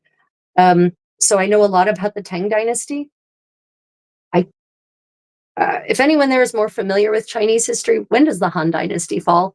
The Tang Dynasty is like I don't know where it starts, but by the 6th century, it's firmly established.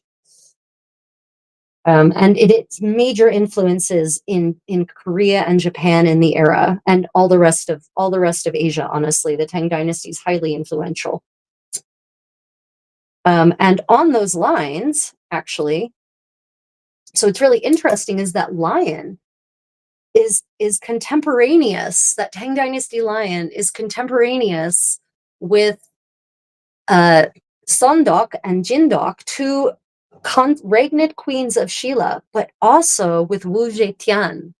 Wu Zetian is the only female emperor of China. And her story is amazing. And I just watched a documentary that reminded me about all the things I actually did already know about her and then some.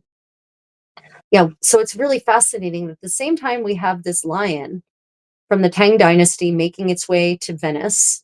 We have Wu Zetian, this empress, who was apparently, historians have now been actually looking in better detail at the contemporary records of her reign and the contemporary evidence rather than slurs and infamy that was told about her later, and realizing that it was a real golden era for the Tang Dynasty. The Tang Dynasty flourished under her reign. But what's interesting is that Wu Zetian is contemporary with Sondok and Jondok, Jindok, her sister Jindok in the Sheila Empire. So you've got Sondok and Jindok, who are also great queens in the Sheila Dynasty, contemporary with Wu Zetian. It just feels like the 7th century is just a great time for women in Asia, right? It's this weird, momentary, brief golden era for them. Yeah. And that all seems to be contemporaneous with possibly with this statue, this lion statue.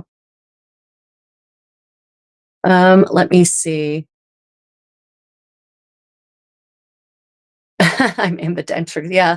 I mean, I purposefully do things with my left hand on purpose to train it so that if something happens to my right hand, I won't be helpless. So I've definitely tried to become ambidextrous anyway. Yeah, Wu Zetian is so cool. Her whole story is awesome. Yeah. Highly recommend. There's a couple of good documentaries on YouTube and other venues, other sources as well. Yeah, Wu Zetian, amazing story. And it's, reading, of course, as is always the case, just like with Hatshepsut in Egypt, in ancient Egypt, powerful woman has a successful reign, and then as soon as she dies, her successors and their flackies, that is not the right word, their flunkies do everything in their power to cover it up and to slander her. But now that they're re-examining the actual historical record and looking at art and music and depictions of people from that era, the new information that's coming out is indicating that she definitely wasn't an incompetent and bad ruler.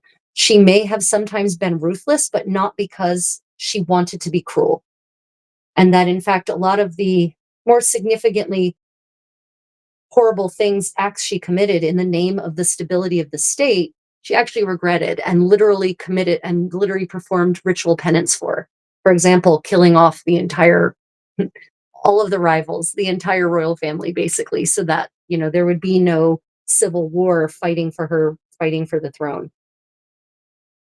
Yeah. Let me see. Let me see. Yeah. Okay. Let's see. Oh, you know what, everyone? I am so sorry. I did not get out books for today's book corner. Well, today's book corner might be repetitive for some of you because I do just happen to have, unsurprisingly, a stack of books over there for today's book corner. But unfortunately, Chimi, my kitty Chimi, distracted me so much from sewing. Yes, yes, my condottiero, you missed the Chimi part of the segment where he got into my lap, snuggled down, and demanded pets for like half an hour.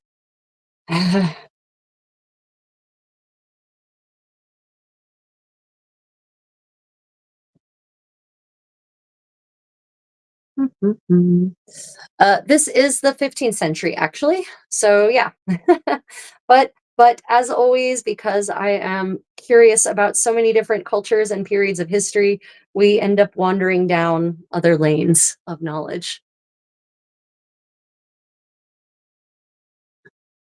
Uh, Wild boy, were you dreaming about medieval history too? Yeah. So welcome to the 15th century. Welcome to my court, as we've been increasingly referring to it, I suppose. Yeah. This. Okay. Yeah, flackies equals flunkies equals lackeys. Yep, exactly. That you're right. You're so right, Susan. That's where flackies came from.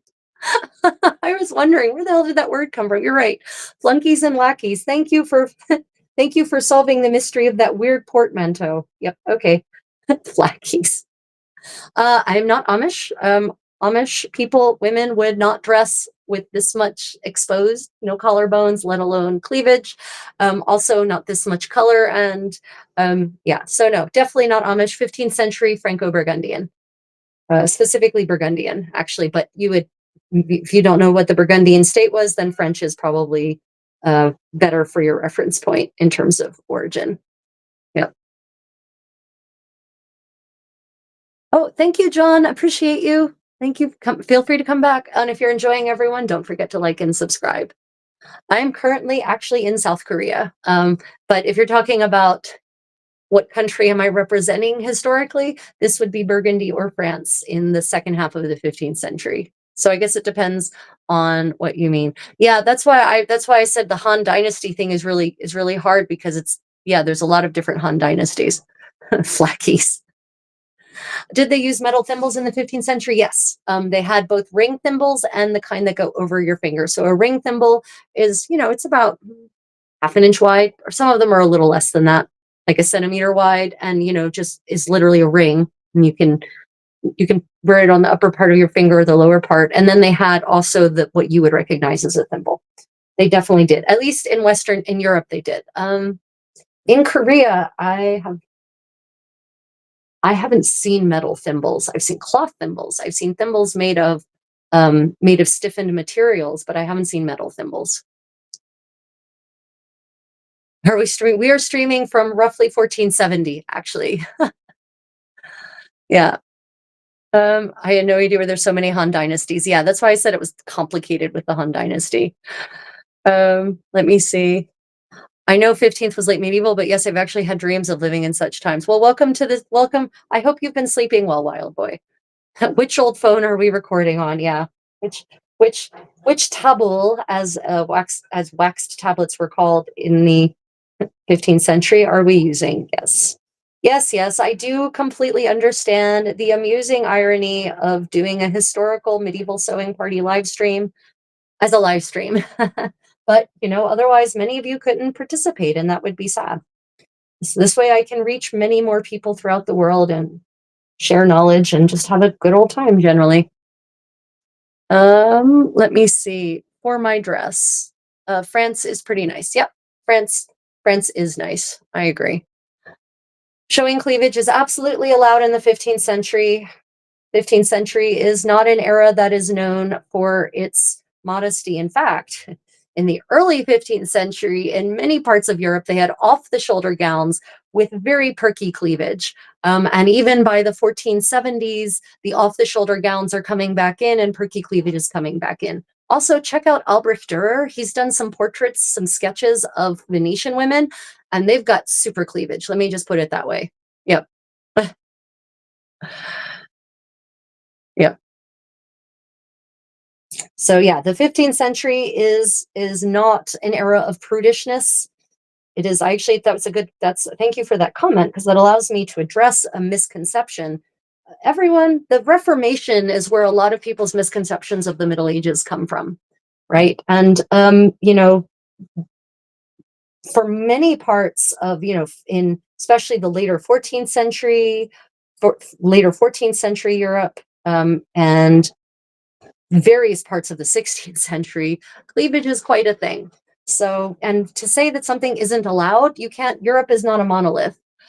Where you are, very specifically, and sometimes your city, from city to city, especially in the Italies and in what is now Germany, different cities had different laws and were different polities. And so there are different rules in different cities. So you can't just make a sweeping statement that cleavage isn't allowed in the 15th century. You might want to look at portraits of people and realize that you are wrong. There's a great portrait of Mary of Burgundy, and she's got this gorgeous off the shoulder gown, and there's very clear cleavage painted in. Yeah.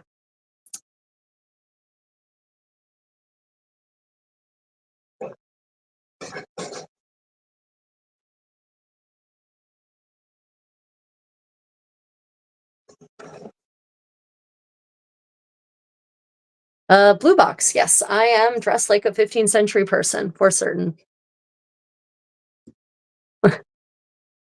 Is this white slavery? Is what white slavery?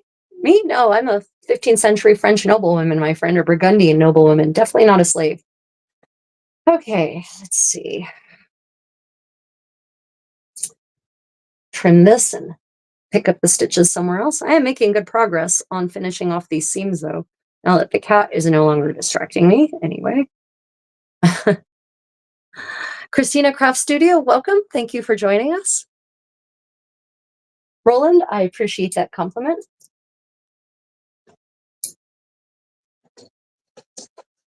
Europe was and is not a monolith. Yes, exactly. It is absolutely no longer is not a monolith, has never been a monolith. The closest Europe got to monolithic was under the Roman Empire. That's the closest that is the closest Europe has ever been to monolithic is under the Roman Empire, right? Um, and yeah, actually, I will admit that any part of Europe that was part of the Roman Empire during the time it was in the Roman Empire, relatively monolithic. But even then, you're still going to have local variations. For example, in food, your food is going to be in many cases influenced by what's available locally. So yeah, not a monolith. Women dress under the knee. Yes, women's dresses in this era go to the ground. Absolutely. This one drags on the ground, actually. There are some in the 15th century. We do have some evidence of dresses that actually come just down to like just the ankles, just above the foot. But you could always kilt up your skirts through a belt if you needed your skirts to be shorter for a specific application. Christina, thank you for that compliment. Appreciate it. Tyler, I actually do enjoy churning butter. It's a lot of fun. I enjoy any productive activity that also gives me a workout. So churning butter is right up my alley. Um, but you probably thought you were being cheeky or something. You're not. Churning butter is definitely a medieval activity. Yeah. So let's see. There was something else, some other interesting news I wanted to share with you all. I say Wu Zhetan, Wu Zhetan. Already talked about the possibly Tang Dynasty lion creature in St. Mark's. There was another thing I wanted to share with you all that I recently read that I thought was really fascinating. But let's see. Coming up tomorrow, I will be live streaming together with Philip from Irish Medieval History with two other experts on the Battle of Clontarf, which is a very pivotal battle in Irish history. And then on Tuesday morning will be Monday morning will be medieval story time again. And I might, depending on how much energy I have left after tomorrow's live stream, there might be another medieval sewing party tomorrow, but probably not. But there will be on Monday morning, my time, Asia time, evening, America's, middle of the night. Europe will be medieval story time again, where I will read through a variety of fascinating texts from the Middle Ages and we will discuss them together. Stories, chronicles, etc., letters even. And then Tuesday, I've got a busy live streaming schedule ahead of me. Tuesday morning will be the Medieval Buzz with Philip from Irish Medieval History. We'll be talking about news from the medieval history world, discoveries, new ideas, archaeology, exhibitions that are upcoming, and of course, taking questions from our audience as always. And then on Wednesday morning will be a live playthrough of the new release on Kingdom Come Deliverance 2, where I will be snarkily in my best snarky fashion, criticizing anything I see representing medieval material culture, interactions, clothing, etc., that is not really documentable to that time and place. Yeah. Tyler, I could do a 360, but actually, if you go and watch this video from the beginning, you can see me getting dressed. I actually do the getting dressed process, and you can see the whole outfit complete with 360 there. Yeah, but at the very end, before we say goodbye, I'll go ahead and do another 360. I do plan on doing a cooking show, actually.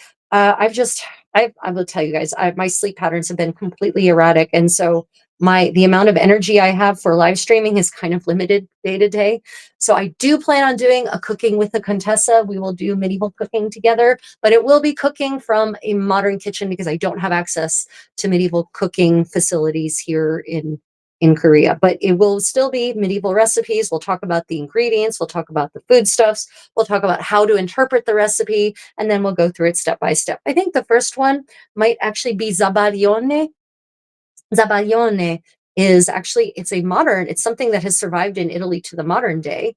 And it's basically a kind of pastry cream now, but pastry cream pudding kind of thing. But its medieval antecedent is just different enough to make it very interesting.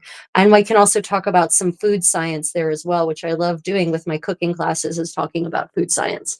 So we might start with zabaglione, and maybe also I'll do some kind of cheese tort or cheese tort at the same time. We'll do two things maybe in a cooking session. Yeah, Italy did not have tomatoes. You are correct. Tomatoes are part of the Columbian exchange. So everyone, Europeans before Columbus wreaked havoc in the New World. Europe did not have tomatoes. It did not have potatoes. It did not have corn. It did not have peppers. No one had peppers, not even Asia. It did not have green beans. Those are all New World. It did not. Vanilla is a new, so-called New World, is in America's original food stuff. So what that allspice is also a New World, is also America's, Caribbean specifically.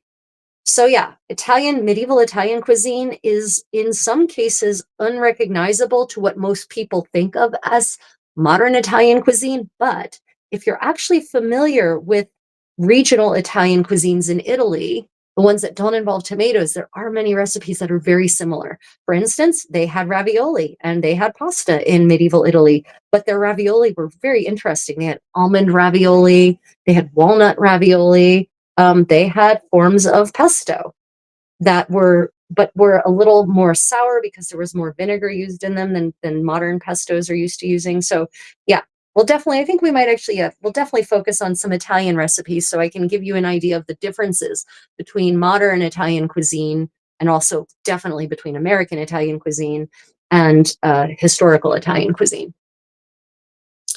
So what was the diet before 1492? Um, yeah, definitely. Just imagine every dish you can know, every dish you know. Now imagine taking away the potatoes, corn, tomatoes, peppers, and green beans, but especially those are big ones, right? Those are really big to how even in Asia cuisine is frequently informed. I mean, Korean cuisine without peppers, people can hardly imagine. So yeah, just imagine no tomato paste to as a base flavor enhancer, no tomato sauces. Yeah, so just subtract that to start with, but then also many more spices. Uh Cloves, cinnamon, nutmeg, grains of paradise, long pepper, ginger in European cuisine I'm talking about, mind you. So really the flavors are more what people would now associate with Indian cuisine or some Middle Eastern cuisine, Persian cuisine, than with European cuisine. And that was medieval cuisine. Also, sour and sweet and savory, often all in the same dish. Lots of dipping sauces. Across medieval Europe, through m- all through all of the medieval Europe for which we have recipes anyway, sauces seem to be a big thing. It appears in all the cooking manuals from what is now Germany, Italy, Spain, France, Netherlands, um, England, right? All of the cooking manuals we have from that era, they all have lots and lots of sauces in them. So yeah. Goodness, let me check. Let me check. Yeah, corn is mostly used in oil in Europe. Corn is used on salads too in Europe. They like to put it on top of salads and they like to put it on top of American pizza. Ask me how I know. Um, well, yes, of course almonds are white when you remove the skins. Okay, yeah, tomatoes come from South America, and of course, the kind of tomatoes that they had, we have since selectively bred tomatoes to be a specific way. So the cultivar of tomatoes that was brought over, by the Spanish and the Portuguese is not the same as the ones we have now. They were different. I'm sorry, I've missed some questions. Oh, Macbeth, thank you. Thank you. Hello from Portugal. Lovely to have you here in this for you early morning. Yeah, tomato sauce is absolutely super new to Europe, relatively speaking. Yeah. What country has the most romantic medieval attire, France or England? Well, I would say that probably the average person would associate what you call the romantic Middle Ages with French attire. Probably when they think of Burgundian specifically, actually, but also French. When they think of the classic medieval princess, they're thinking of the mitre, the tall conical hat with the veil, and the dress with a tight belt around, right here around the waist, and a train going really far out, right? That's second half of the 15th century French and France and Burgundy. So I'm pretty certain that that is what most people would consider like the romantic medieval attire. Let's see, isn't yeah.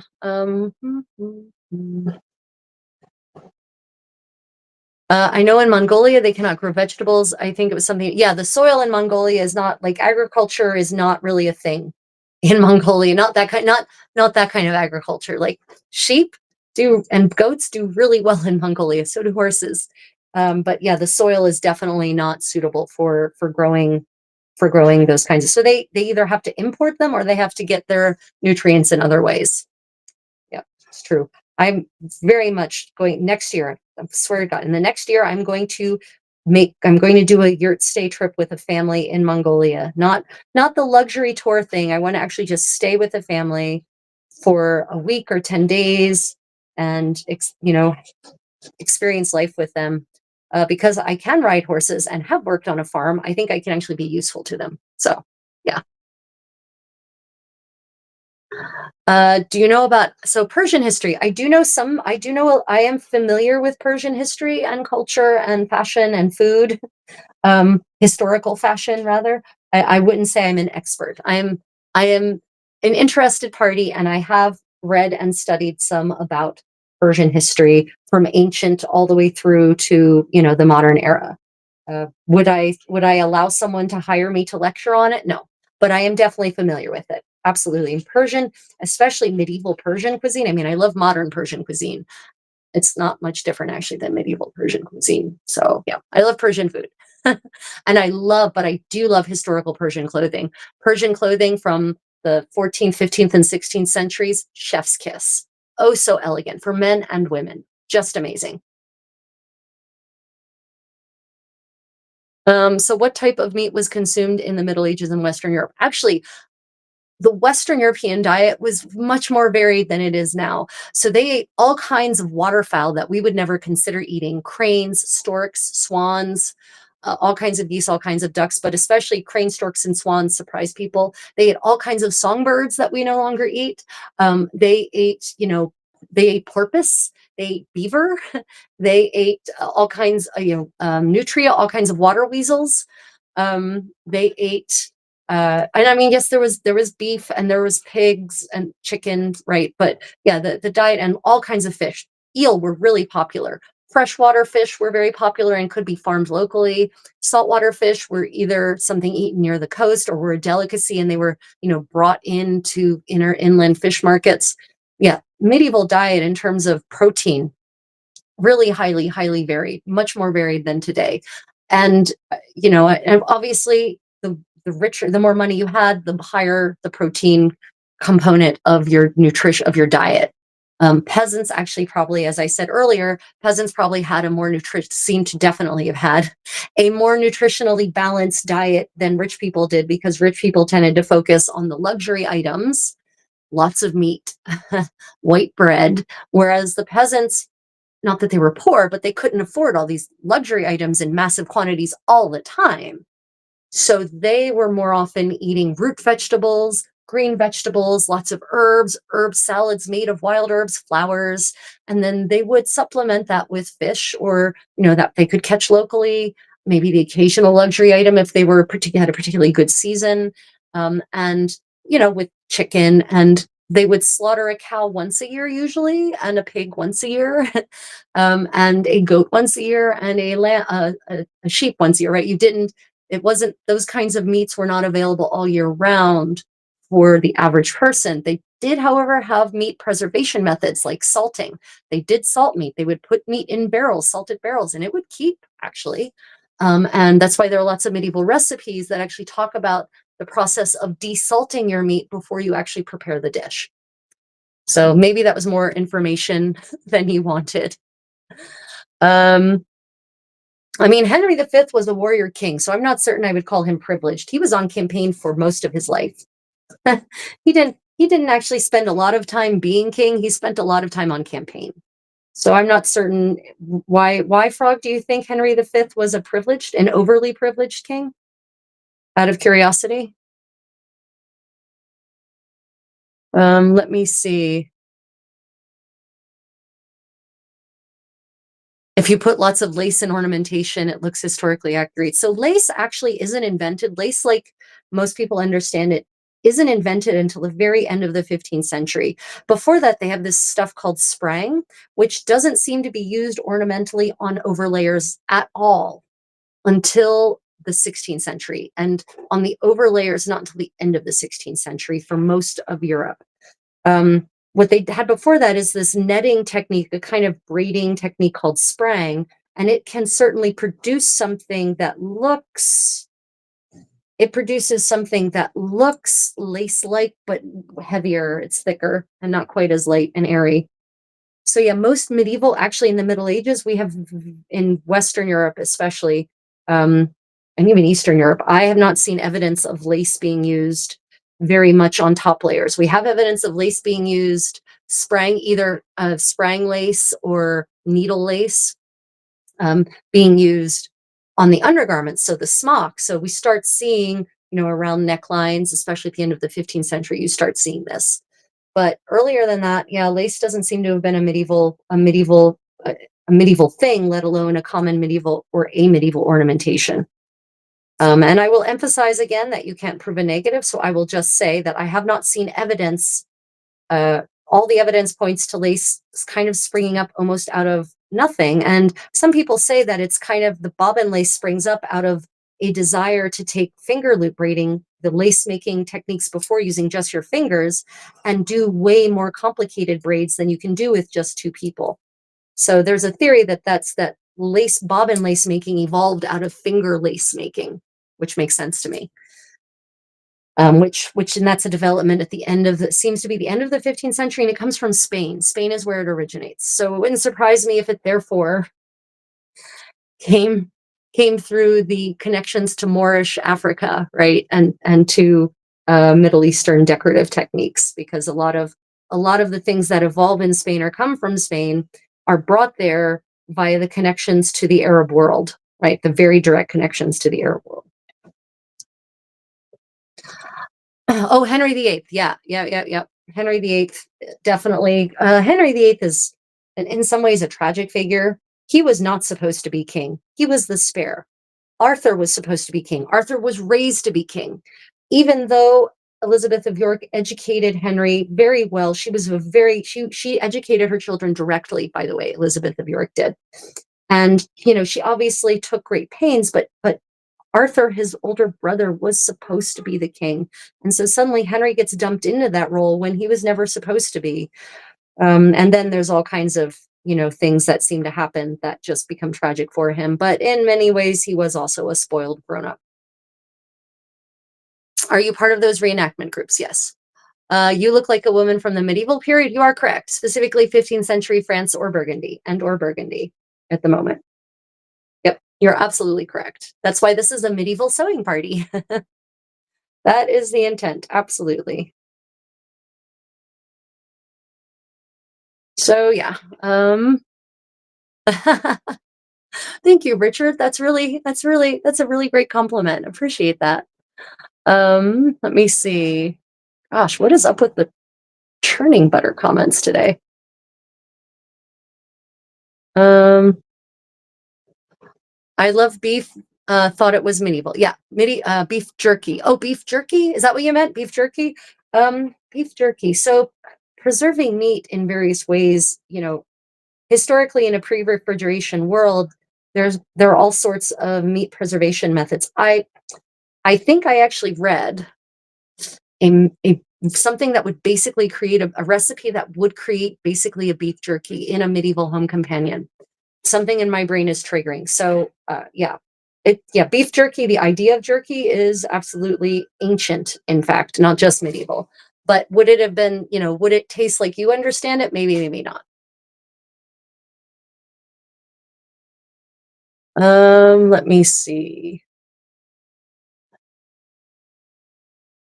Oh, yeah, boeuf bourguignon. Yeah, beef burgundy, super yummy.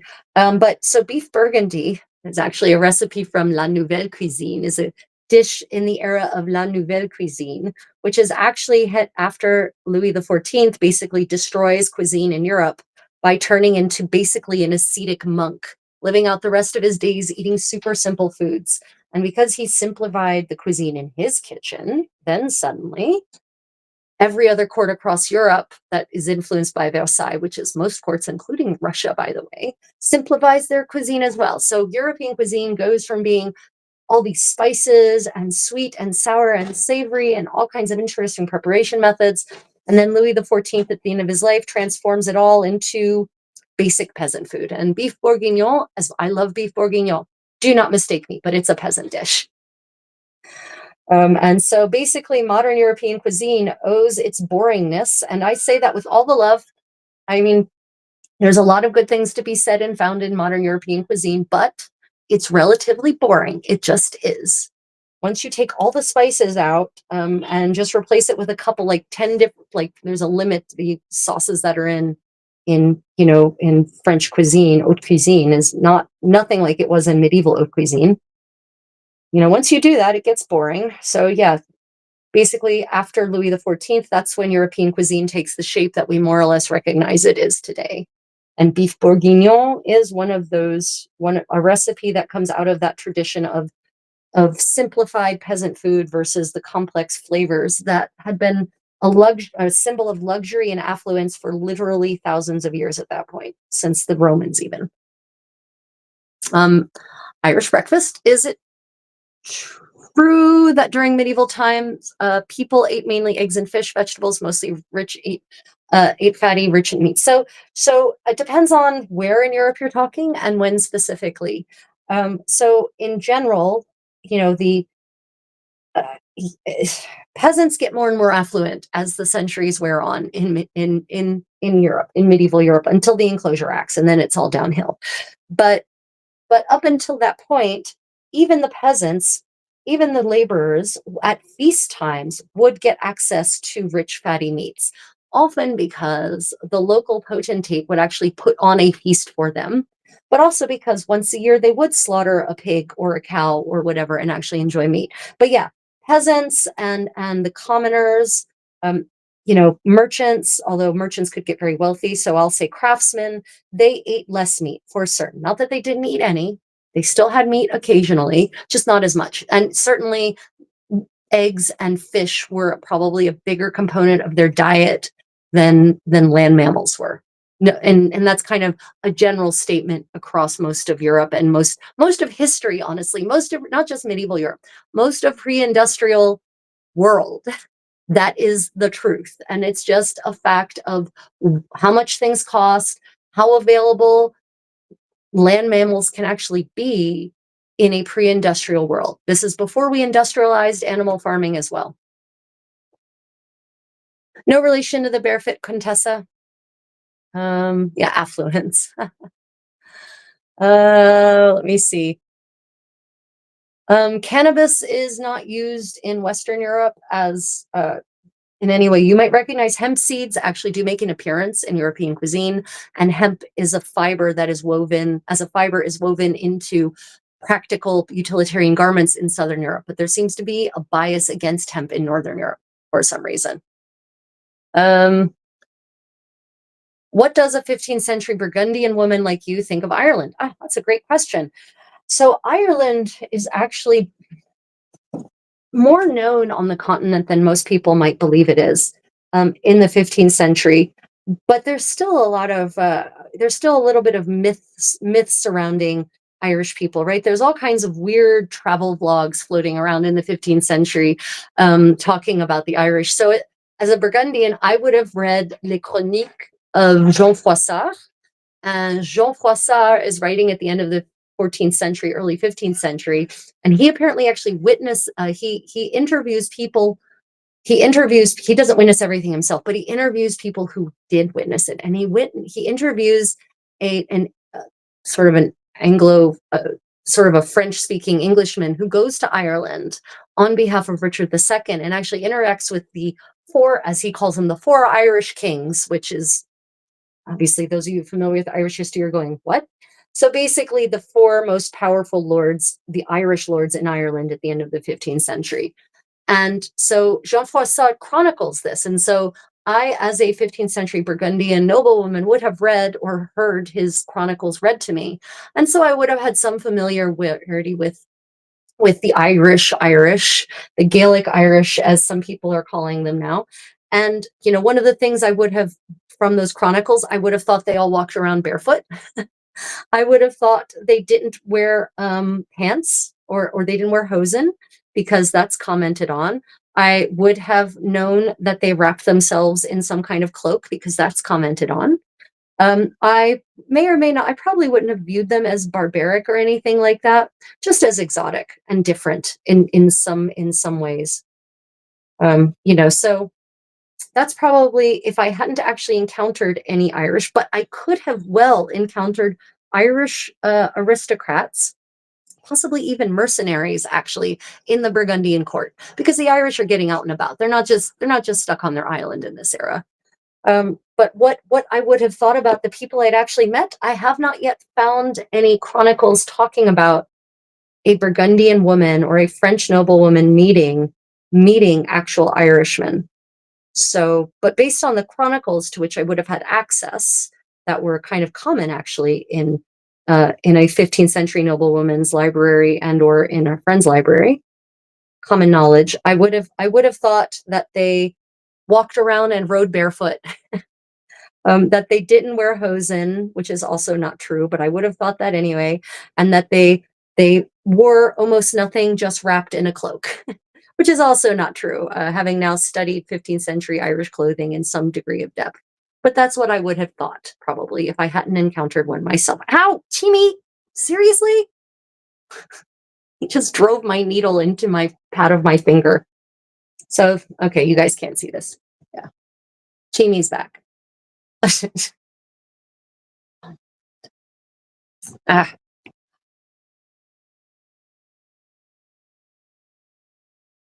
okay, let me see. So medieval times is a general broad term. Which king was during Joan of Arc? Yeah. So Joan of Arc, the French king in power was Charles VI. He's also known as the Glass King. He's the one who had major mental health issues, where literally at one point he had such a mental break. Oh shit, am I bleeding? He had such a mental break that he thought he was glass and that if he fell, he would break into 1,000 pieces. And he literally had another episode where he killed two of his noblemen. So yeah, that was the king who would have been in power during Joan of Arc. Um, so of Arc, no, she wasn't from Arc. Arc is actually her last name, her father's last name. Um, her mother's last name she inherited, because in this era in the country, apparently French women, in that level of society, they actually usually ended up with their mother's name. So she's not from Arc, she's from Orléans. That's why they call her the Maid of Orléans, the Maid of Orleans, right? So she's from Orléans. Not Arc is actually her last name. It's not a point of origin. Interestingly, I just learned that recently. In fact, yeah. Oh my God, Cat. Yeah, this is Chimi, everyone. He's my cuddliest baby, I have to say. He's one of our rescue kitties. His mother was hit by a car along with his brother. His brother's mother. They were orphaned when they were still very young, and when I got him, he was still pretty feral. But I managed to make him love me, or well, realize that I could serve him anyway. So yeah, they have their own channel, Kitties of the Palace, if you want to follow them there. Yeah, he was crazy. Wasn't a brat a popular clothing in Europe, Italy's burgundy? Yes, exactly, Susan. So we know that, back to the topic of 15th century Ireland and Irish clothing, we know that at least as of the 14th century, if not earlier, the Irish cloak, the Irish mantle was being exported to various places in Europe as a luxury item. Italy's, including Florence, various parts of France, even England. I actually have expense accounts from those places that specifically reference purchasing and paying for a, a Hibernian mantle, which is what Ireland was called. It was called Hibernia in Latin, right? So yeah. Oh my. Okay, everyone. I am I am so sorry. My wax tablet has just claimed 5%. So, thank you all for joining me today. Please like and subscribe. Consider becoming a patron or a channel member if you'd like to contribute more directly and would like access to bonus content. I really appreciate everyone being here today. Um, Tomorrow I will be back on with Irish from medieval Philip from Irish medieval history, and then the day after that will be medieval story time. The day after that will be the medieval buzz, and the day after that will be me playing Kingdom Come Deliverance 2. And check out the schedule. I will be adding some other live stream opportunities in there, including cooking and random sewing parties. Otherwise, everyone, thank you so much for this lovely medieval sewing party. Until next time, everyone, may your adventures and your creativity be unexpected. Bye, everyone.